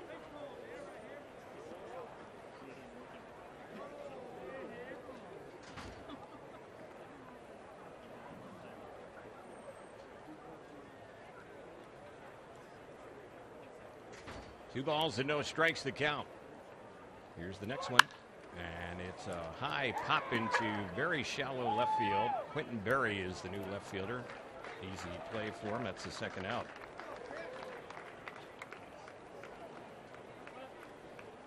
So Clevenger, who's now catching, will get ready for his first at bat. The Mariners have 4 guys in their camp who all played at the major league level behind the plate last year, so they have a little bit of a battle as far as how their catching is going to be handled. You kind of get the feeling Ionnet and Clevenger, who's getting ready to bat now, are going to be the 2 that are on the opening day roster, but only time will tell. In a perfect world, Chris Ionetta was brought in to allow Mike Zunino to spend more time developing, as he was rushed to the big leagues. He really has had a hard time adjusting to the balance of the offensive side, where he's flashed a lot of power a couple of years ago, and the struggles he's had defensively. Zunino is a career 193 hitter, and you mentioned a couple of years ago 22 home runs he hit for Seattle, a club record for a Mariner catcher. But you got to hit better than 193 really at any position if you expect to be an everyday player. Here's a pitch. It's high. 2-1 is the count. That position has been a problem one for them since the days of Kenji Jojimateri. Right. Right. Brought him in from Japan. He got off to a good start for them, and then he kind of faded away as it turned out. Went back to Japan. He actually left money on the table. Went back. 2-1 delivery right in there for a called strike. So it's 2-2 on Clevenger.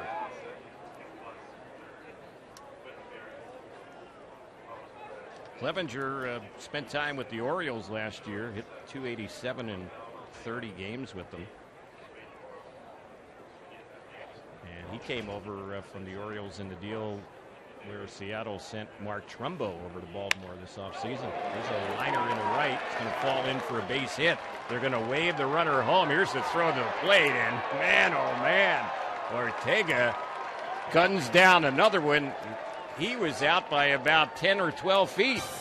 Not even close at the plate. Rafael Ortega flashing that tremendous arm again. Charges well, gets over the ball. Look at the spin he gets on a perfect one-hopper to home plate. Done.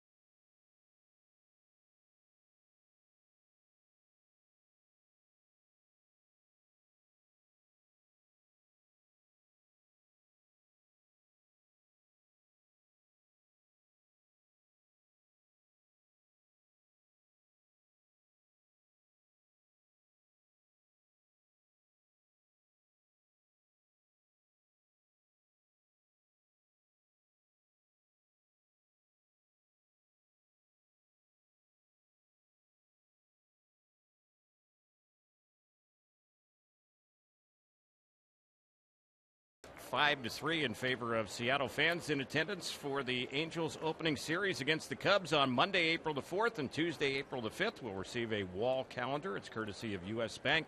While supplies last, every game matters, so purchase your tickets at angels.com. And here's one that's going to be dropped on the third base side. Good job on that one to get an infield hit. Rafael Ortega. It's all about him right now, the last two pitches. Throwing somebody out at the plate and then wasting no time and flashing that speed. Outstanding placement all the way around. You can see how well he squared off. And he got that bat angle towards third base and deadened that baseball. So the bunt single starts it off. Angels down by a couple here. Toss over to first, and Ortega, who can run, gets back to the bag. There's a new first baseman for Seattle, South Korean Dae-Ho Lee. And Jose, he's a big man. He goes about 6'4", about 280 pounds. Pretty obvious from here. He can also crush a baseball.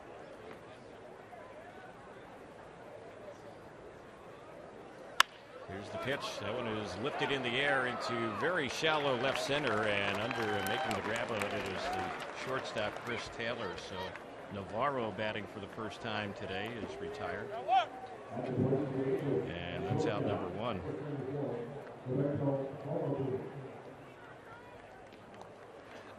Baldacchini set for his first at bat.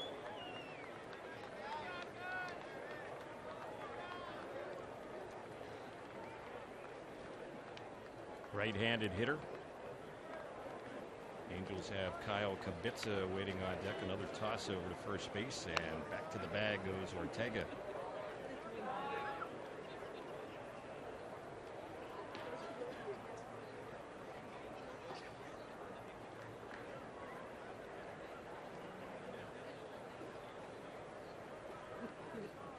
Aro is still pitching. He came in last inning, and the next delivery, that's fouled back. Booth backing out of play behind the plate. It's going to be pleasant for former Angels general manager Jerry DePoto to see Roberto Baldacchini and how he's filled out his frame and how well he's performed so far here in the early going in spring, and getting a lot of opportunities, Terry, a lot of innings with Mike Scioscia and the staff. Yeah. Originally, Baldacchini was not in the list to come to spring training as an invitee. He was invited to early minor league camp as they get the prospects ready to go in the backfield. But some reports coming out of the offseason got Billy Epler thinking this guy's ready to at least be exposed here. Let's bring him in. Why not? Here's the pitch, grounded sharply, and it skips off the glove of Taylor. He might have been thinking double play there, and he will figure to be charged with an error, and that'll be the call. So that's a break for the Angels. That could have been the end of the inning. It looked like a sure double play ball. The Angels have them at first and second. We'll see if they can take advantage of the miscue. And here's Kyle Kubica. Ball hit on the line, and I don't know if perhaps Taylor just lost track of where the ball was going at some point, but there's some hesitation when he took the first step. Then he froze, and that's where his hands and his feet got out of whack and could not make the play. So the go-ahead run at the plate with one out. Seventh inning, 5-3, Seattle. And Kubica takes ball one. It's one ball, no strikes. Some of those plays, Terry, as a shortstop, your feet dictate. If your feet are in a good position, you take that first step, get yourself set. Eventually, your feet will dictate what your glove does. That's why I mentioned the fact that they were both out of rhythm. There's a close one a little bit low on Kubica, so the count 2 balls and no strikes. Well, the Angels touched Jonathan Aro for a run last inning. He gave up a couple hits in a run. He's given up a hit. One has reached on an error in this inning. We'll see if the Angels can plate a few. There's one that's fouled back behind the plate, out of play. And Manny Acta, who was a third base coach for the Seattle Mariners, was the general manager for Licey in the Dominican Republic, and Kyle Kubica was one of the players that helped Licey reach the playoffs again. And Manny was telling me before the game today what a fine job Kubica did. Here's a pitch on him, and he cuts it down and misses it. Of course, Maniac, a former big league manager as well. Yes, hoping to get back. Very happy to be, in fact, now coaching third base and back in uniform. And Terry, he is also a former roommate of Scott Service in the minor leagues, and that's how this all came together. There you go. Both of the Astros organization. Here's the next pitch, grounded sharply foul on the right side. So Scott Service surrounded by former teammates, minor leagues. Casey Candell, a fiery figure, keeps the clubhouse loose as he did as a player. Also now is in the coaching staff. Edgar Martinez is still around as their hitting coach. Edgar's Edgar. He would have been tough to move out after he finally came back to coach. He had to be convinced to come back. So right. Change of administration or not, he was staying. There's a ball popped foul that's going to get back and out of play behind the Seattle third base dugout. As somebody stated during this whole transition, you think a guy that has a street named after him in the stadium is going to be told he's not back? No. That's right. Edgar brought a whole lot of positives to the Mariners hitters when he took over. What a career he had. Outstanding hitter who was himself, Terry, a late bloomer. One of the best designated hitters to ever play this game. Here's the pitch, and that's outside. So Kibitza's had a good at bat. He's fouled off a few pitches. He's worked a full count here against a row. You talk about guys that solidified the DH position. Edgar.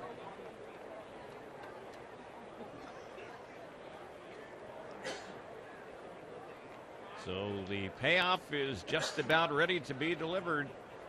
And now stepping off the rubber is the pitcher, Rose. So he's going to wait a little bit longer. Arrow already at 33 pitches. So they're pretty much treating this like if he was a starting pitcher. He's early going here in the spring. There go the runners. The pitch, it's high, ball 4. They're loaded. So the opportunity gets even better for the Angels. Runners everywhere with one out. And now it looks like we're going to have a pitching change. So they are going to take them out. And they will go to the bullpen. So a break in the action, a pitching change here in the 7th. We will be back with more Angels baseball in a moment on Fox Sports West.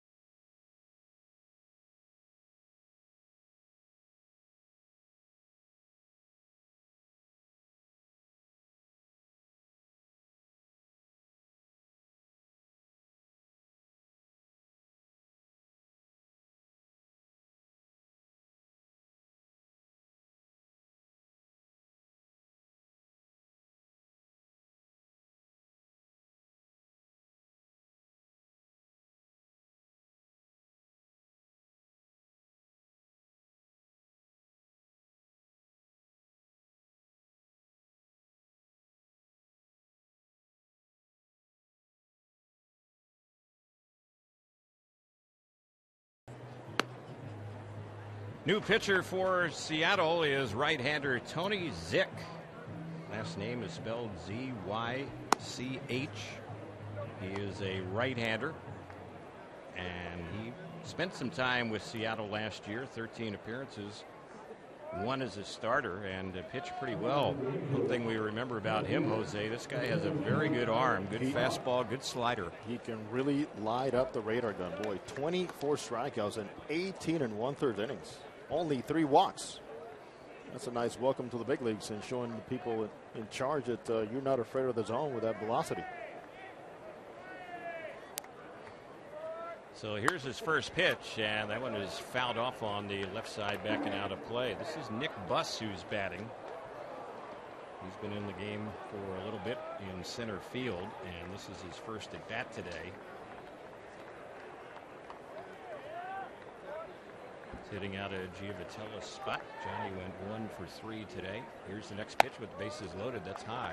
1 ball, 1 strike. There's that good fastball. Opponents hit only 139 against Zick with 2 strikes, and that was one key issue in which the staff, when they evaluated him, said, wow, I mean, he's way, way below league average.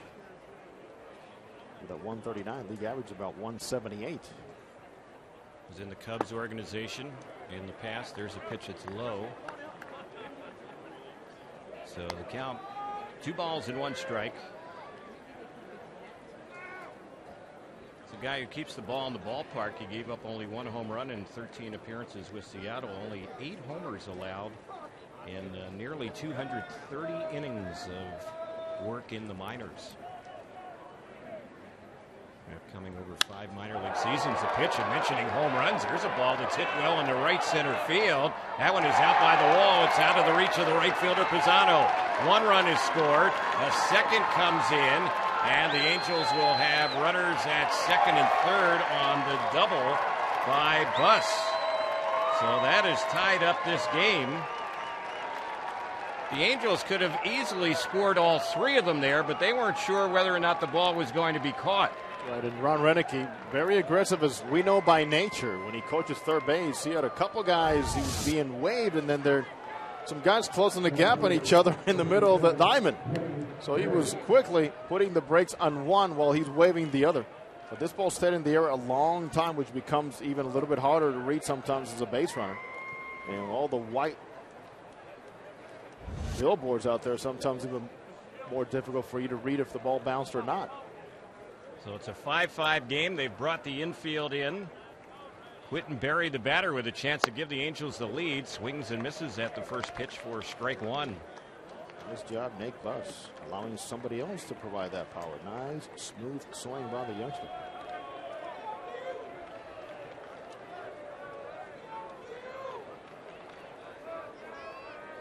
Fly ball deep enough to the outfield gives the Angels the lead here in the 7th. Here's the next pitch. This one is tapped softly on the first base side. A line hugger that rolls foul. So 2 strikes on Berry. This is his first time up today. Came in as a pinch runner last inning for Soto and then remained in the ball game. He's playing in left field for the Angels. Kyle Kibitsa, that foul ball was making its way quickly down the line. And who better than Jerry Dipoto, general manager, and Scott Service, manager for Seattle, to understand how the Angels like to do and orchestrate their base running in these type of situations. Next one on Berry, waves at that pitch, and he struck him out. That's a big out right there for Zick. Now the Angels need a 2-out hit. Like we're going to have a pinch hitter for the Angels, and this is Sherman Johnson. So he will be batting for Carlos Perez. Carlos was 1 for 2 today. Single, a walk, and he scored a run. So we'll see if the young player Sherman Johnson can come through with 2 outs. Takes the first pitch for ball 1. It's 1 ball, no strikes. And Socha throwing that left-handed bat out there, getting Johnson more experience. A kid that has shown a lot of patience throughout his career as a minor leaguer. Here's the next pitch. There's a little pop on the left side. It's going to drop in. That's a base hit. That'll score 2 runs. Johnson hustles for second and dives in with a 2-run, 2-out double. And the Angels have their first lead of the day. It's now 7-5. Oh, the beauty of putting the ball in play. It doesn't matter how pretty or how it's designed. It's putting the ball in play that has a lot of value, and there it is. A pitch that undoubtedly beat him. A pitch that he did not square up, but it was all about placement on that one. And that's when you feel pretty helpless as a pitcher, saying, what did just happen? And Johnson wasted no time in showing that speed, getting all the way to second base. And better yet, Terry, the Angels capitalizing on the error by the shortstop Taylor and the walk. Well worked by Kubica. Oh, no doubt. This could have been an inning where, had the Mariners fielded their position, there would have been only 3 Angel batters bat, and the Angels wouldn't have scored any but 4 on the board, and now a 2-run Halo lead. This is Stephen McGee batting. This is his first time up.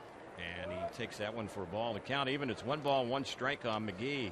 And what a great feeling for somebody like Sherman Johnson. Come off the bench, key spot in the ball game. You get that type of confidence, been in scoring position, and get it done.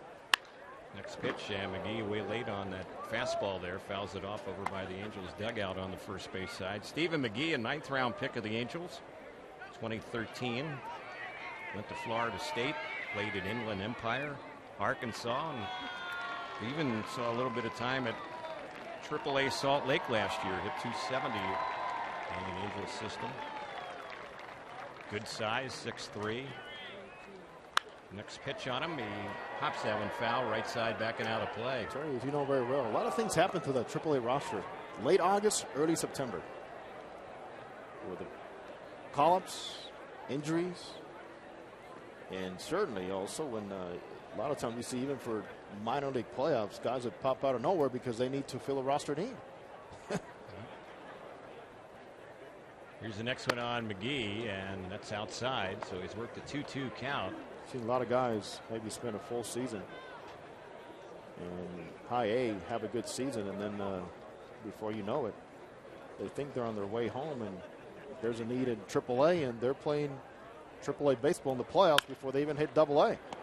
Here's a little tapper back to the mound. It's fielded by the pitcher Zick. He will flip to first, and the inning is over on the comebacker.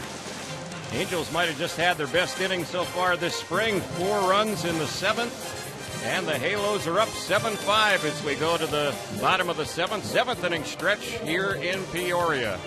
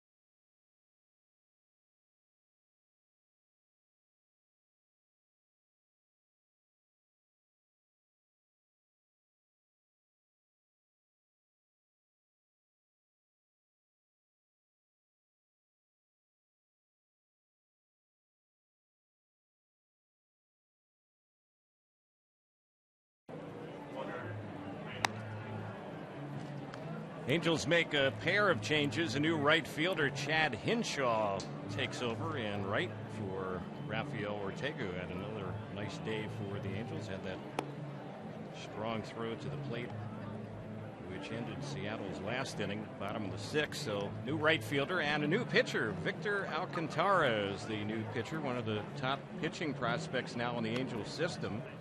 Last year at Inland Empire, Class A in the Cal League, a 7-12 record. ERA was high, over 5.5 last year. He has a power arm, very good fastball, top out around 97, a curve and a changeup. Has a delivery that's a little bit similar to a former Angel, and for that matter, a former Mariner, Fernando Rodney. Just watch his hat then. For now, well, the hat looks straight, which I'm glad to report. Yeah. Here's the pitch, and that one bounces right by the catcher, Stephen McGee. I think he's a little excited. Yeah. Well, he's had command issues in the past, so that's one of the things that's kind of holding him back a little bit. But he has the arm. There's no doubt about that. That's why he is rated quite high in the Angels prospect list. Pitch was low ball, 2-0. You can see that delivery resembles Rodney's a little bit. Where's Rodney now these days? He's with the Padres. Rodney's right across the street. That's right. They train here. Yeah, he didn't have to move.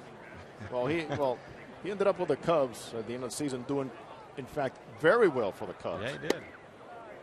Here's the pitch a little bit inside, ball 3. It's now 3 balls, no strikes. Joe Madden wasted no time, listened to nobody in regards to Rodney, and said, "I'm bringing him aboard." And Rodney did a very fine job for the Cubs. Sean O'Malley is the batter. This is his first time up, and he gets a walk on 4 pitches.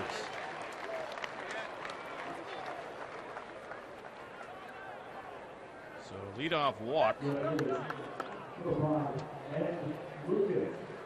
Oh, that was the one issue you had talked about, Terry, in Alcantara's game. Minor league games. 392 innings pitched, 367 strikeouts, but the big but 193 walks again, and that's in 392 innings pitched.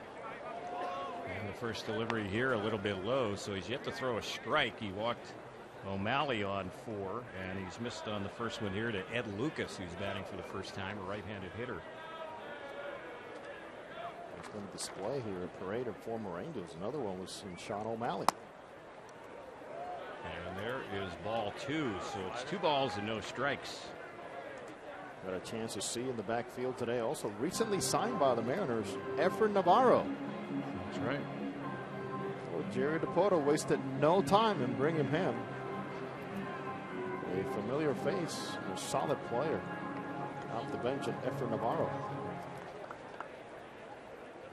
McGee, the catcher, who was with Alcantara for part of last season at Inland Empire, just went out to try and settle him down. 2 balls, no strikes. And there is ball 3. It's outside.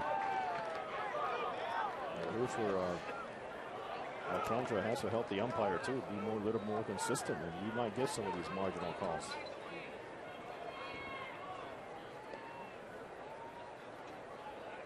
So he's behind against his second hitter, and here's the next pitch. That's in there. No strike for him. 3-1 to count.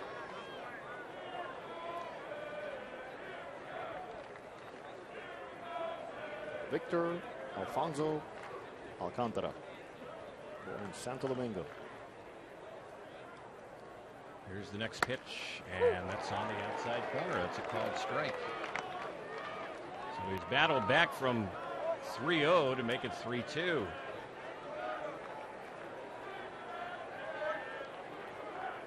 Alcantara, 6'2", 190-pounder. He will be turning 23 years old next month. And the pitch, that one is low. Runner is breaking, but it's ball 4. Back-to-back walks. It's good for a guy like Victor to go out there and get his feet wet. This is not unusual for a youngster who is a little nervous, a little jittery. has trouble throwing strikes. He shows it here. Now you show and find a way to get out of it. And how you go about it is more important.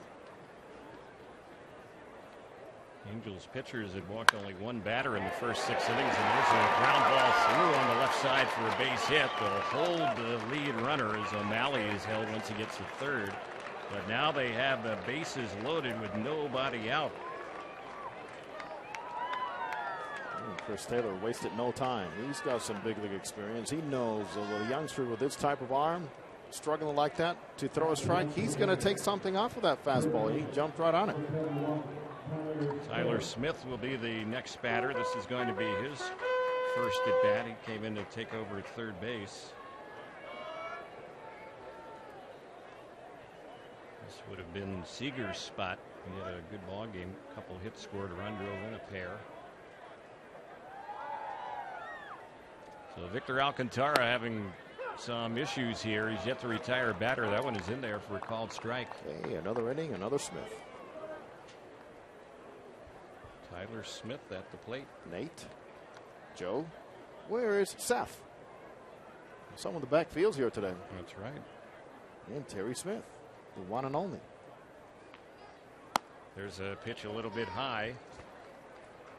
Fine time, Terry. 1-1 is the count. Like your black polo, by the way, Terry. That looks pretty good. Yep. We are color coordinated here with our shirts today. Very nice look for this TV broadcast. There's one a little bit low and outside. 2-1 is the count. You can see the youngster looking into the dugout, almost saying, "Somebody help me." Now you need something to look at to get me back on track. A.J. Ochter is warming up now in the Angels bullpen as Alcantara is laboring. He just can't throw strikes. There's another one way low and outside, 3-1. Can't say that this is a big surprise here. You would have hoped it would go a little bit better for him, but he is definitely struggling. He's trying so hard. And the harder he's tried, the tougher it's gotten in finding the zone. The count's 3-1, and the next pitch. This is chopped to short. Might be double play. Second for one. Relay to first. A little bit late. So the Angels only get one on that one. A run is scored. It's now 7-6. And there will be runners at the corners. Fielder's choice. Run batted in for Smith.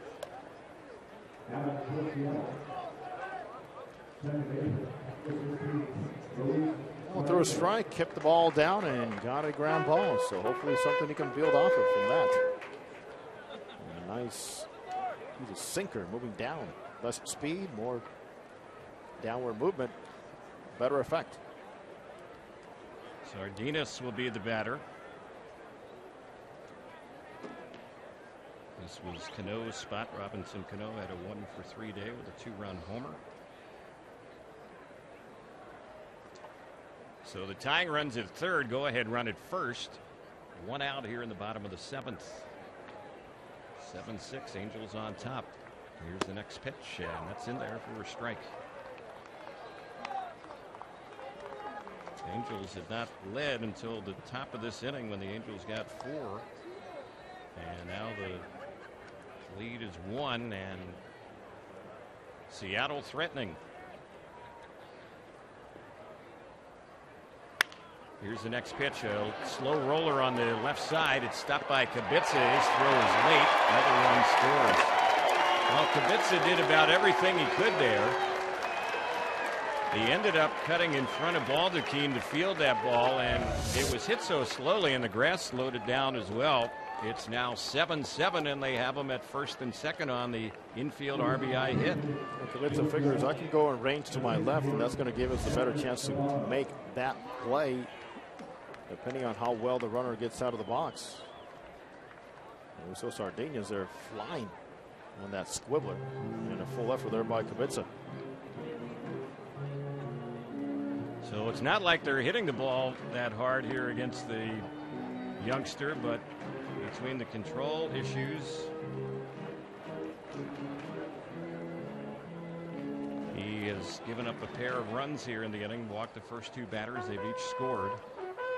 Victor Alcantara goes back to his first year in professional baseball in the Dominican Summer League. 5-4 record, 2.13 ERA, 72 innings, only 51 hits allowed back in 2012, but he walked 40 in 72 innings. He struck out 77. Here's the pitch, and that one is a little bit low. Along with that, Terry, he has thrown 66 wild pitches in 85 career minor league games. And for Navarro, the former Angel, we were just talking about him a moment ago. He's pinch hitting here, and he cuts at that one and misses it. It's 1 ball, 1 strike.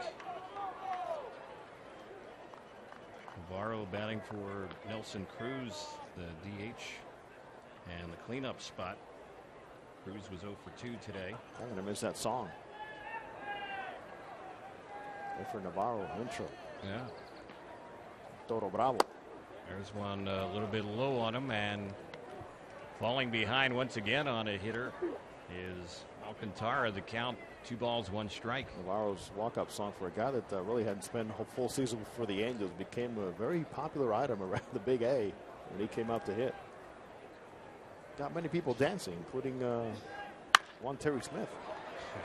There's a chopper that's hit to the shortstop. The flip to second, one relay to first in time. It's a double play, and that's how the inning will end. Could have been worse. Angels were hoping it would be a little bit better, though. Pair of runs for Seattle in the bottom of the 7th to tie it at 7. We head to the 8th. Angels and Mariners on Fox Sports West.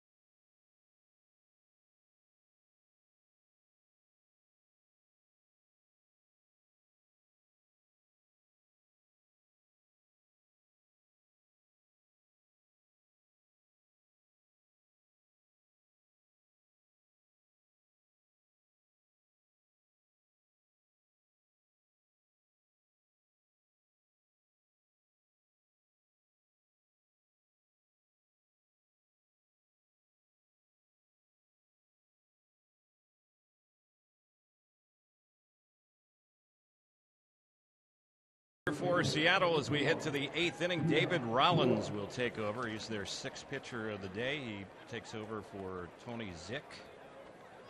So Rollins, a lefty, ready to work for Seattle.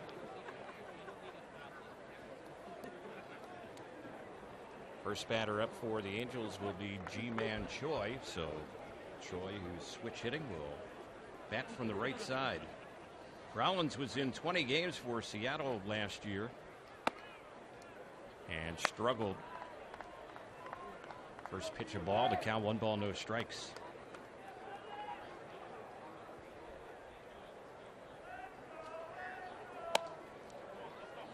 Next delivery misses, ball 2. It's 2 balls, no strikes.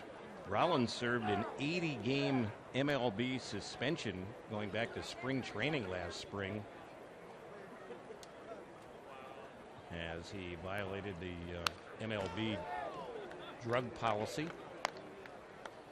So here's two guys facing each other who have served suspensions for that. That's right. It's a Ji-Man Choi. 2 balls, 1 strike to count. And the next one on Choi, that one is taken for a strike.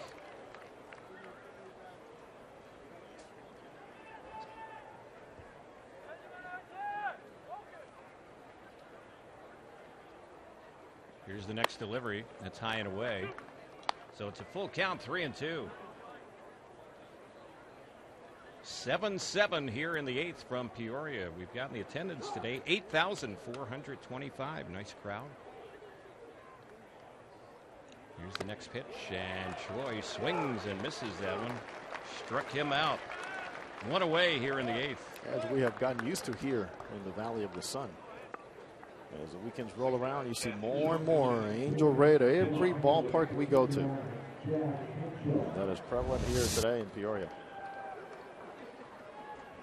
Yesterday we had that record crowd for the Angels matchup against the Cubs, and the Cubs playing the Reds at Sloan Park today, and that game was a pre-sellout. So they might even have more today than they had yesterday. Over 15,000 yesterday against the Angels, an all-time Cactus League record. First one fouled off on the left side. Pre-sellout in spring training. Yeah. Chad Hinshaw is the batter. He's hitting out of Ortega's spot. This is his first time up. Seen a little bit of Hinshaw so far this spring. Outfielder in the Angels system, and he grounds one on the left side, and it's going to skip through out of the reach of the shortstop Taylor. Hinshaw can run. He's going to go for 2. Now the ball kind of gets away down that left side, so he'll get the second without a throw. They're going to give him a double on that one, and the Angels have a runner in scoring position with 1 out. That is not only great speed, but also great instincts and understanding where the ball is headed and the many people it's going to take to slow that ball down. Once it ricochets off the diving Taylor, the ball changes direction. Then you have 2 fielders having to change direction, track it down, and try to throw you out. An outstanding base running there by Hinshaw. So here's Ray Navarro stepping up with a runner at second, 1 out. And he fouls that one off. It was hit hard, but foul down the right side. That was a pretty good swing, staying behind the baseball right there.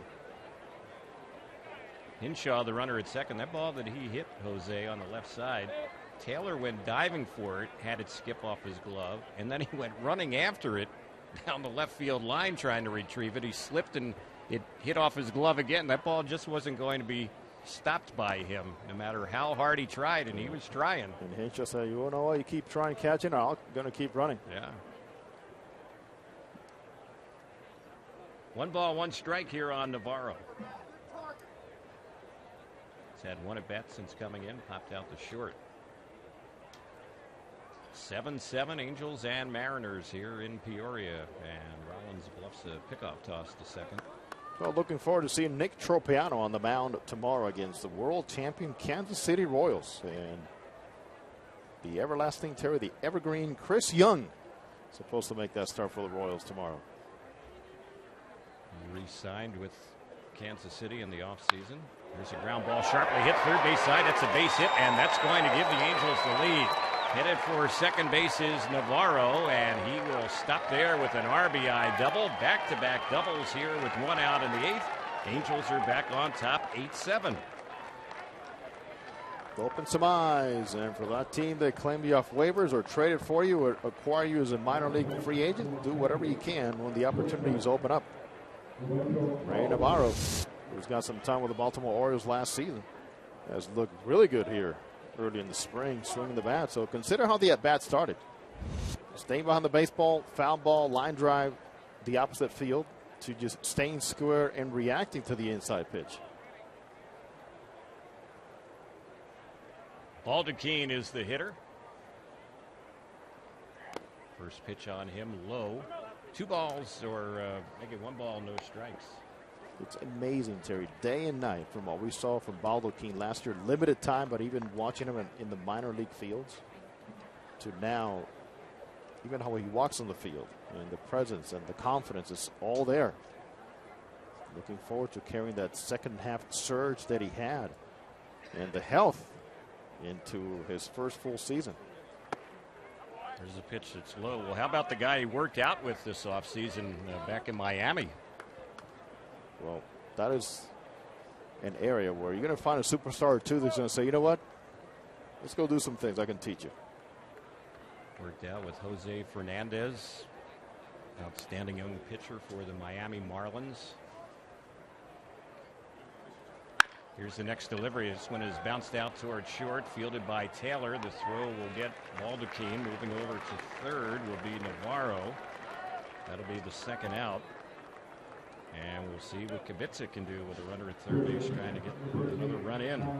Jose Fernandez, one of those mega talented young stars in the big leagues. Also looking for a healthy season. This stuff is unbelievable.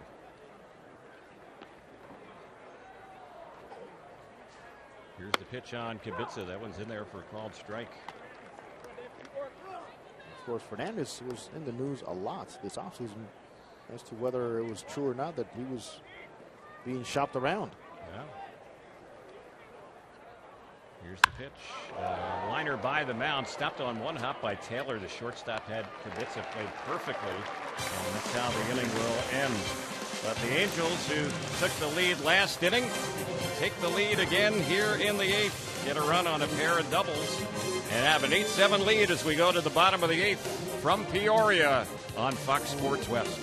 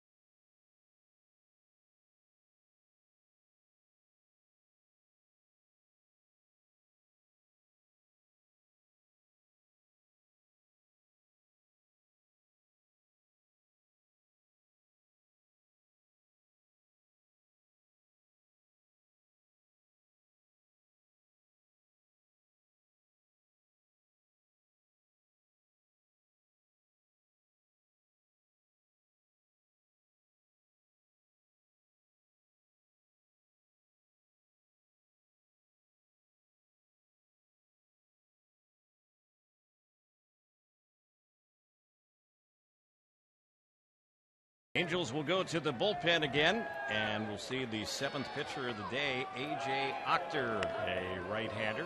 I want one of those hats. Ochter will take over for Victor Alcantara, who had a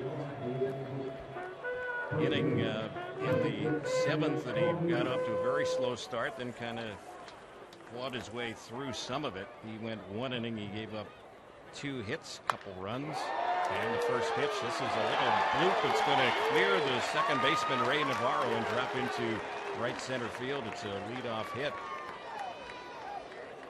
So that is Lee batting for the first time. Dae-Ho Lee. We talked about him. He's a big guy. There's a nice reunion at first base. Let's see, Lee's got about 30 pounds maybe on Ji-Man Choi. Yeah. Couple of South Korean natives and He's not going to hang around first base. Man, let the guys talk a little bit. What's going on? Huh? Little conversation there. Scott Servers runs no part of that. He needs a base runner.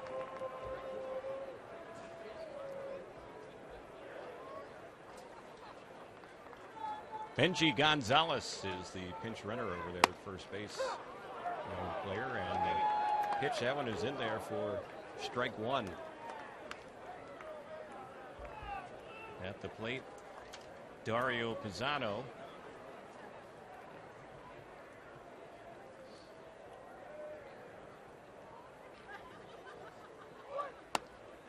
There's a pitch a little bit low. 1 ball, 1 strike. Young arms with a lead to protect. And the more they can relax, the better. The more pressure, the worse, as it is very typical here in the latter innings of spring training. And how many games get out of hand. Here's the next delivery. That's low, and it hits off the glove of the catcher. And moving up to second base is the pinch runner, Gonzalez. There should be a pass ball there. Yeah, McGee had some trouble with that one. And it will be a pass ball.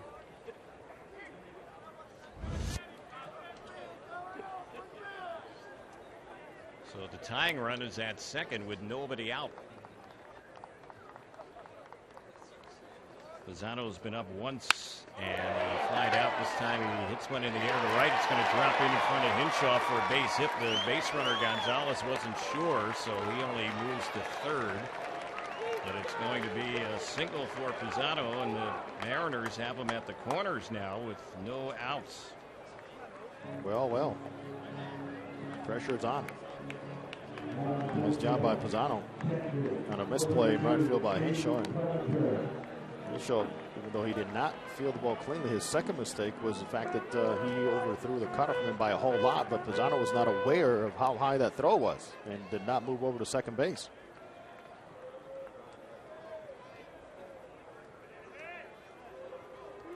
So Clevenger at the plate, 1 for 1 since coming in. Here's the pitch. He cuts at that one and fouls that one off.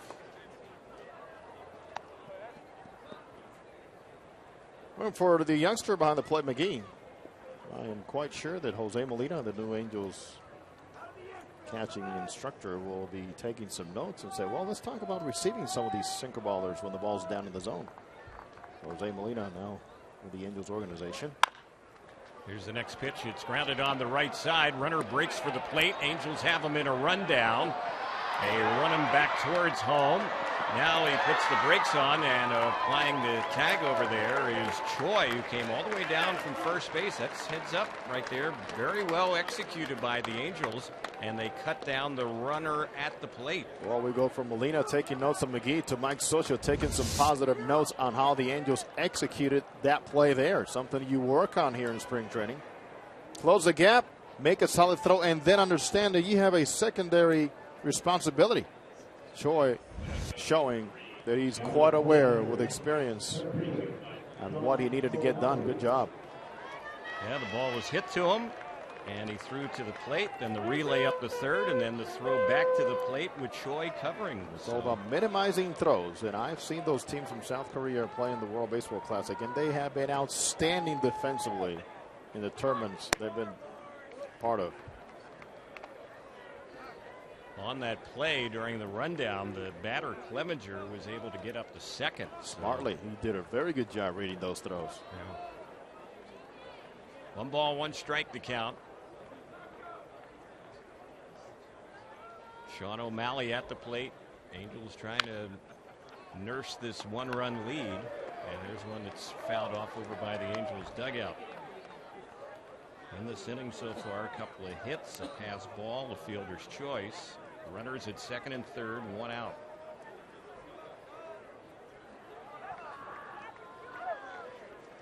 As Achter works for the Angels, this is the second time that we've seen him this spring. He pitched in the opener against the Giants. There's O'Malley fouling one off his leg, it looks like.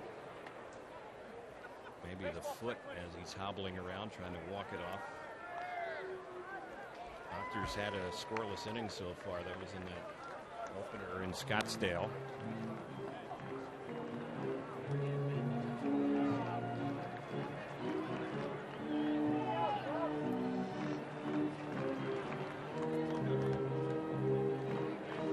And O'Malley just approaching the batter's box right now. 1 ball, 2 strikes. O'Malley's had a walk since coming in. That's been his only at bat so far. Played briefly for the Angels a couple of seasons ago. Swings and misses that one, so he's a strikeout victim. And a snap throw up the third. The runner just dives back to Zotto. But a big out right there for A.J. Octor. 2 gone with runners at second and third, and the Angels leading by a run. O'Malley going back to the dugout, still hobbling. The foul ball off his right foot. Hurts a little bit more also after a strikeout, by the way. A little more painful, too. Yeah, double pain on that one. The agony of defeat right there. Ego's hurt. Here's the pitch. A little bit low for a ball. Lucas at the plate. His only time up a walk. That was last inning against Victor Alcantara, who had the control issues.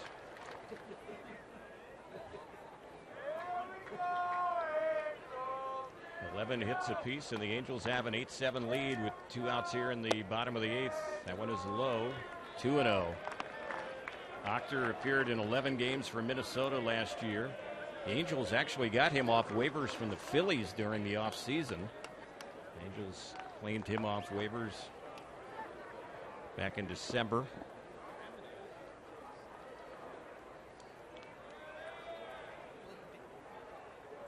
Here's the next pitch, and that one is high. As you mentioned, the Phillies, and as we are here in the presence of Jerry Dipoto, I want to wish well to new Phillies general manager Matt Clintock.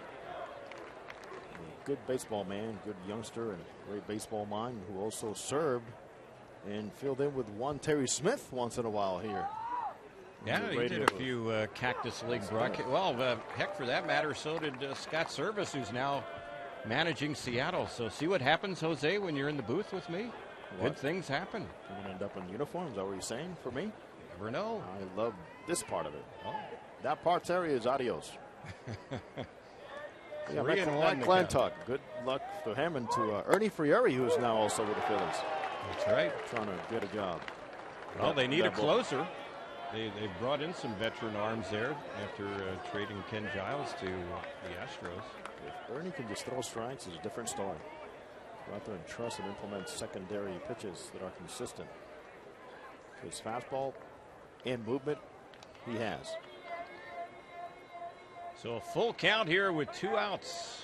Runners at second and third. Time called by Lucas as he steps out of the box.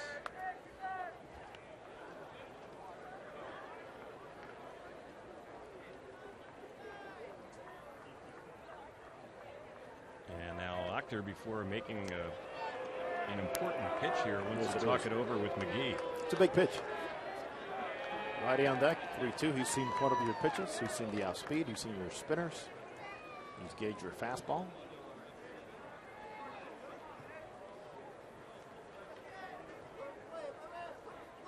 Now everyone is set. We'll see what gives. Here's the 3-2. Struck him out. Nicely done right there. Got him. Breaking ball struck him out, and that will end the inning. We're headed to the 9th. Angels are leading by a run, 8-7 on Fox Sports West.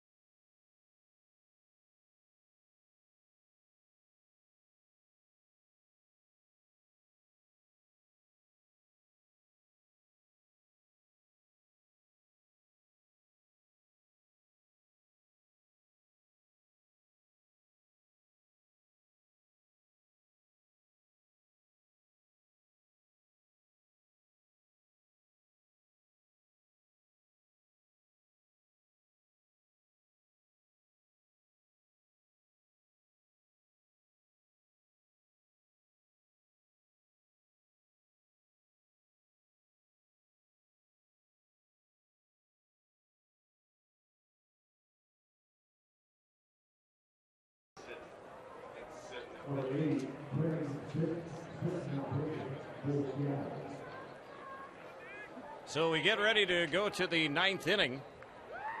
And a few changes for Seattle. They have a new pitcher in the ball game, and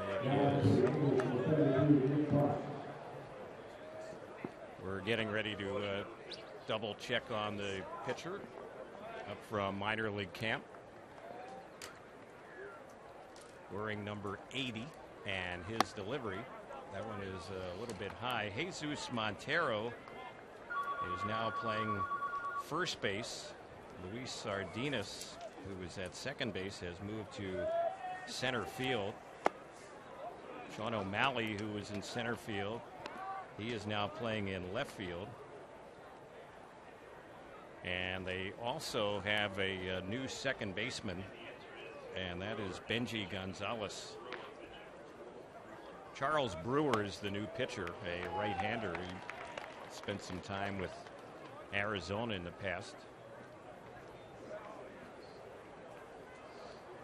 Right-hander Charles Brewer, pitcher number 7 of the day for Seattle. And there's a pitch that misses low. This is Nick Buss, who's batting for the Angels. Had a big 2-run double back in the 7th inning. And that got the Angels a little bit closer at the time. Tied up the ball game, and then a couple batters later, Sherman Johnson came in as a pinch hitter and got a 2-run double as well to give the Angels the lead. Counts full. It's 3-2.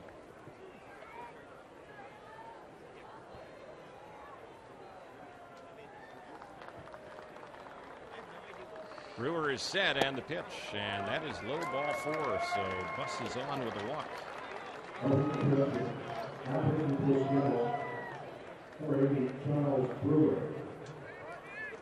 Well, the Angels have capitalized on the previous 4 walks. 2 had come to the plate. Let's see what happens here. They try to add another run.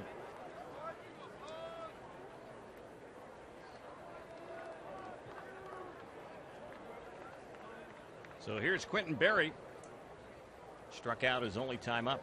Left-handed batter. The pitch, he was around a bunt, and that pitch is low. The catcher can't find it. Clevenger, so advancing up to second base will be Buss. Well, there's a lot of times when that bat will serve as a deterrent for you to see the baseball. And that happened to be the case here, and the pitcher was truly overthrown by Charles Brewer. So the wild pitch moves Buss into scoring position.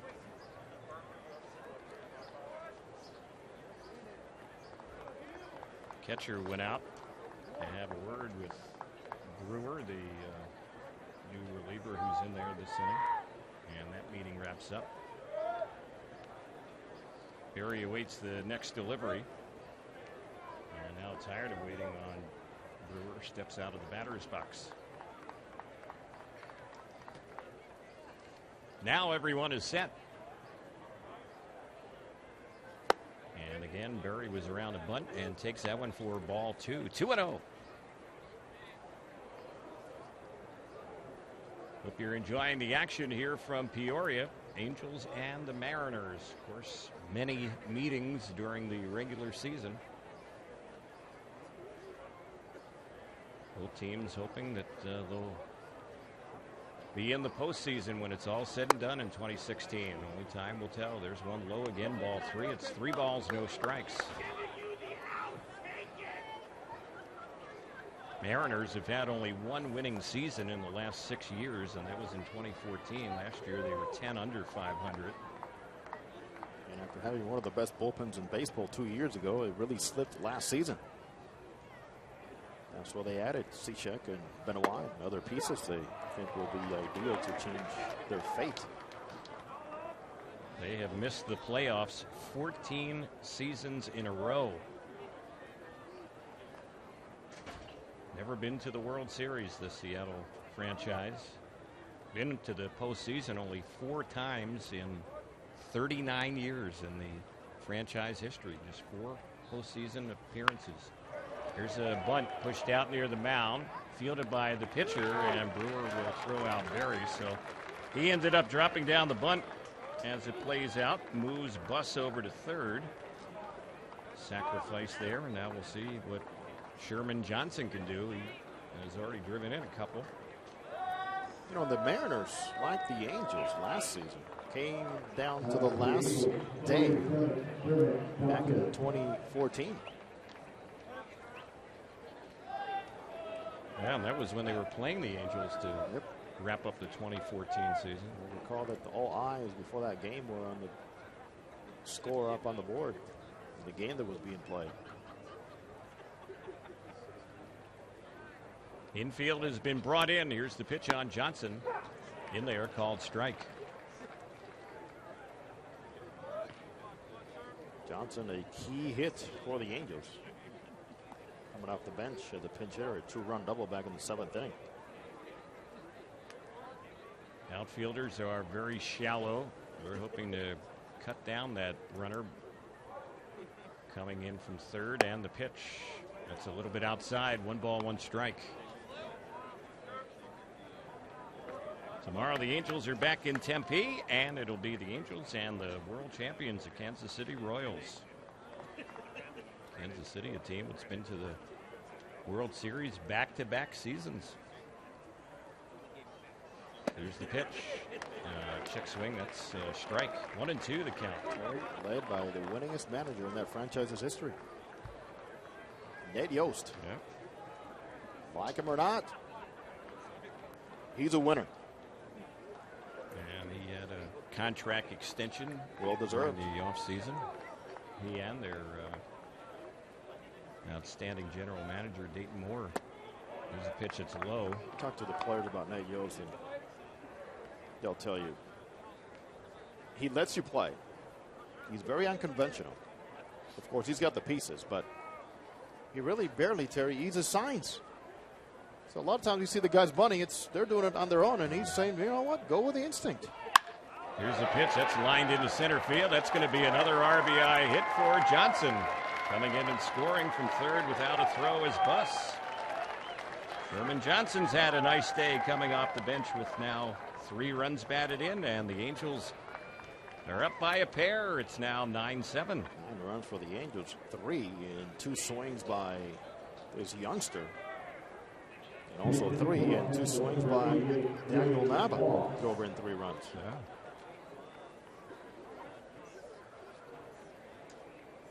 Well, former Angels batting coach Don Baylor, nothing but praises for Sherman Johnson and his baseball aptitude and understanding hitting. So the Angels have a pinch hitter. Wade Wass is going to bat, and he's hitting for McGee. And he'll probably stay in the ballgame for Stephen McGee behind the plate. Wass was at Burlington and Inland Empire last year. Right-handed batter, originally drafted by the Baltimore Orioles. There's a pitch that's low and outside. He played some college baseball. Did Wade Wass at the University of Alabama. Full Tide. Crimson Tide. 1 ball, no strikes. Feeding off of that football program, which is outstanding. Yeah. There's a pitch on the outside corner and then a snap throw up the first base side. Sherman Johnson can run a little bit, got back safely.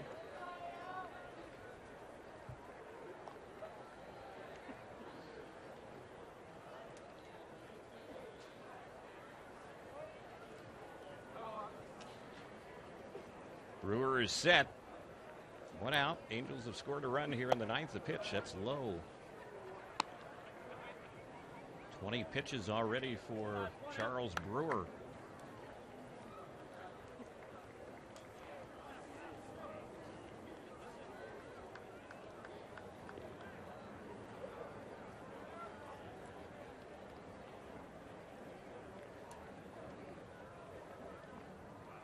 Brewer, a slow worker. A toss over to first, and Johnson just got that loose play over there. There's times when you say, well, he was leaning. Well, he was beyond leaning.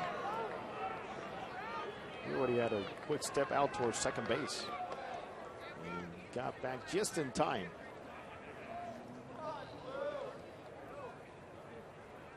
So 2 balls and 1 strike to count. Johnson continues to get a good-sized lead off the bag, and the pitch. This one is hit to the shortstop. They go to second for 1, relay to first. It is in time. It's a double play. So the inning ends, but the Angels get a run, have a 9-7 lead as we go to the bottom of the 9th. Angels and Mariners on Fox Sports West.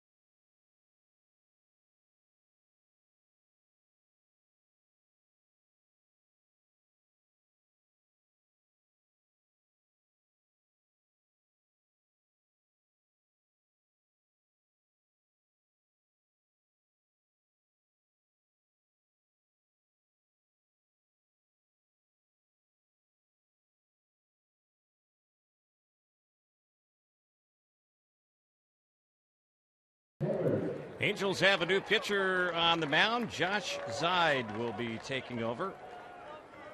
So he is coming in to try to close this ball game up. And the first pitch, that one misses a little bit low for a ball.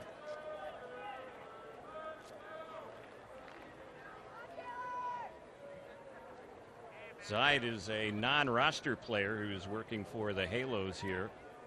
And the next delivery, that one misses for a ball. Saw him with the Houston Astros back in the 2013 and 2014 seasons. He is a right-hander. And the next pitch, that one is in there for a called strike. So he's going to try and close this one out. Good size, 6'4", 225-pounder.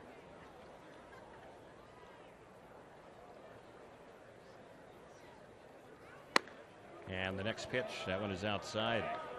He signed with the Angels less than a month ago, Josh Zeid. Was in the Phillies organization at one time, also the Detroit organization, and has the major league experience as well. Here's the 3-1 pitch, and that one is inside. He walks the leadoff man. Chris Taylor is aboard with a leadoff walk.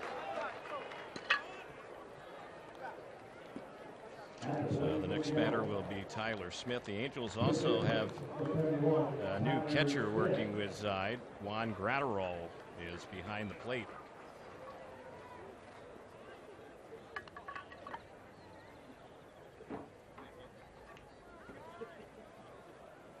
recall Zide pitching against the Angels a few seasons ago when he was with the Astros. The pitch that's fouled back on the right side, out of play. Jose has made his way downstairs. He'll meet up with Angels manager Mike Scioscia after the ball game, get some of his thoughts on it. We'll see if the Angels can hold on to this lead in the bottom of the ninth, up 9-7. 0-1 to count on Smith. The pitch that's outside. 1 ball, 1 strike.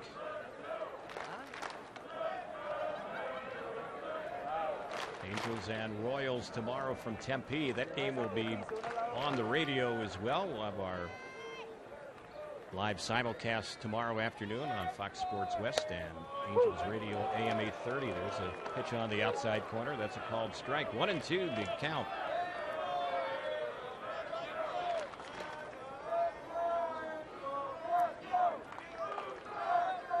Zide is the 8th pitcher that Mike Scioscia has used today, trying to save this one. And the delivery is a base hit right up the middle. No line drive single. Stopping at second will be Taylor, the lead runner. So they have 2 on. The tying run is on at first base with nobody out. And Sardinas will be the next batter.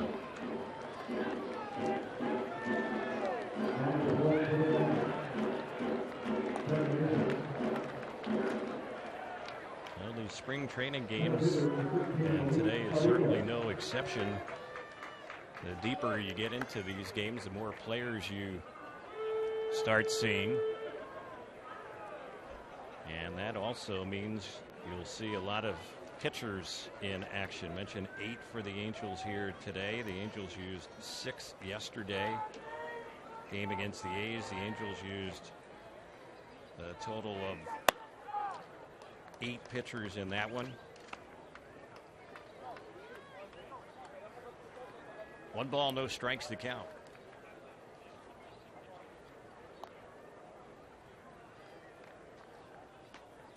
Sardinas, since he entered the ball game, he's had an RBI single. Zide is ready. Next pitch in there, a called strike. 1 to count.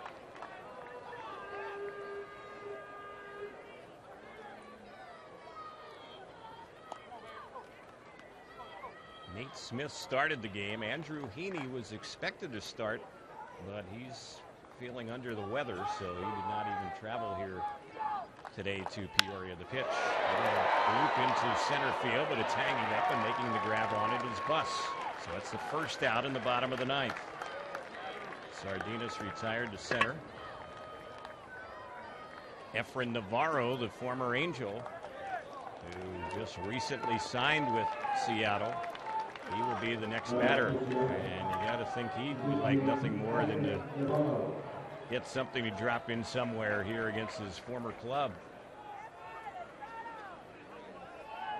Navarro, longtime member of the Angels organization, and actually was claimed off waivers by Baltimore during the offseason, and then they put him on waivers and Seattle picked him up. So he's moved around already here in 2016, trying to win a opening day spot with Seattle.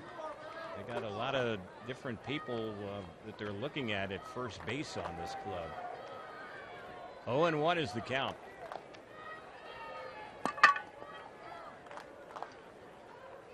Here's the next pitch on Navarro. That's low. Count even, it's 1-1.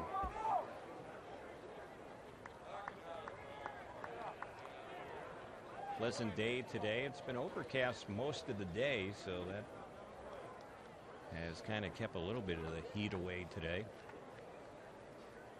1 ball, 1 strike. Zide's pitch. That's a low line drive, and that one is caught by Troy, and he will rush to the bag, and he gets there before the runner as Smith was on the move. That's an unassisted line out double play to end the ball game. So G-Man Choi catches that liner, knew just what to do, rushed back to the bag and easily doubled off the base runner at first base. And the Angels come away with the victory today here in Peoria as they beat Seattle by the final of 9-7. Zide will get a save in the ball game, And the Angels have now evened up their spring training record at 2-2. Both of these teams after 4 games now with 2-2 records this spring. Nice job by the Angels today coming back in this one. The Angels were down in today's game several times by a pair of runs, but come back and win it. Angels were down 3-0 in the very first inning here today. So nice comeback win for the Halos as they beat the Seattle Mariners by the final score of 9-7. Offensively today, Angels had a 3-hit ball game from Daniel Nava, and the Angels also had 3 RBIs off the bench from Sherman Johnson. Good production today with 9 runs and 12 hits. We're going to head down to the field over by the Angels dugout on the first base side. Jose Mota is standing by with Angels manager Mike Scioscia. Thanks, Terry. Mike, obviously Andrew Heaney unable to make the start, and as he say hello to Jamie Moyer. Did he ever get you out? Jamie, couple times. Couple times when he was in Philly, yeah. Couldn't stay back? No, soft lefty. I didn't like him, Jose. Let's get back to another lefty, and Andrew Heaney, unable to make the start. And how far back is he, and does this present an issue for you? It shouldn't. Charlie Nagy's worked it out to where he should get the 5-6 starts. He's going to need to be ready to start the season. He just wasn't strong enough to go out there after having the flu for a couple days, and we'll get him back out here in his next turn. He should be ready to go. Nate Smith takes the mound. Difference he saw between the first 5 batters and the last batters he faced? Second inning, much smoother. I think he had better rhythm. He was just ball was flattened up a little bit early, and then once he got into the second inning, got some pitches under his belt. He really looked good. A lot to talk about Daniel Nava and what he provides for you from the left side of the plate. So far, he's looked very good from the right side. How nice is it for you to get that balance early in camp? Well, we, from the right side's great, but we really need the left-handed bat in our lineup, and that's what looked good today. Daniel had some good at-bats. Base running is a key, and Ron Renicky quite busy today. What is the one aspect he brings to you as a base running coach? Well, Ron's got he's just got great experience, understanding down there, picks up tendencies good. He's getting to learn the speed of our club, and he's going to help us a lot. Thank you, Mike. All right, man. What's up, Paul? Well, Terry, all back to you, my friend. All right, thank you very much, Jose Mota and Angels manager Mike Scioscia. So the Halos win it today by the final of 9-7. Coming up, Alex Curry and Jose will have a lot more post-game analysis right here on Fox Sports West.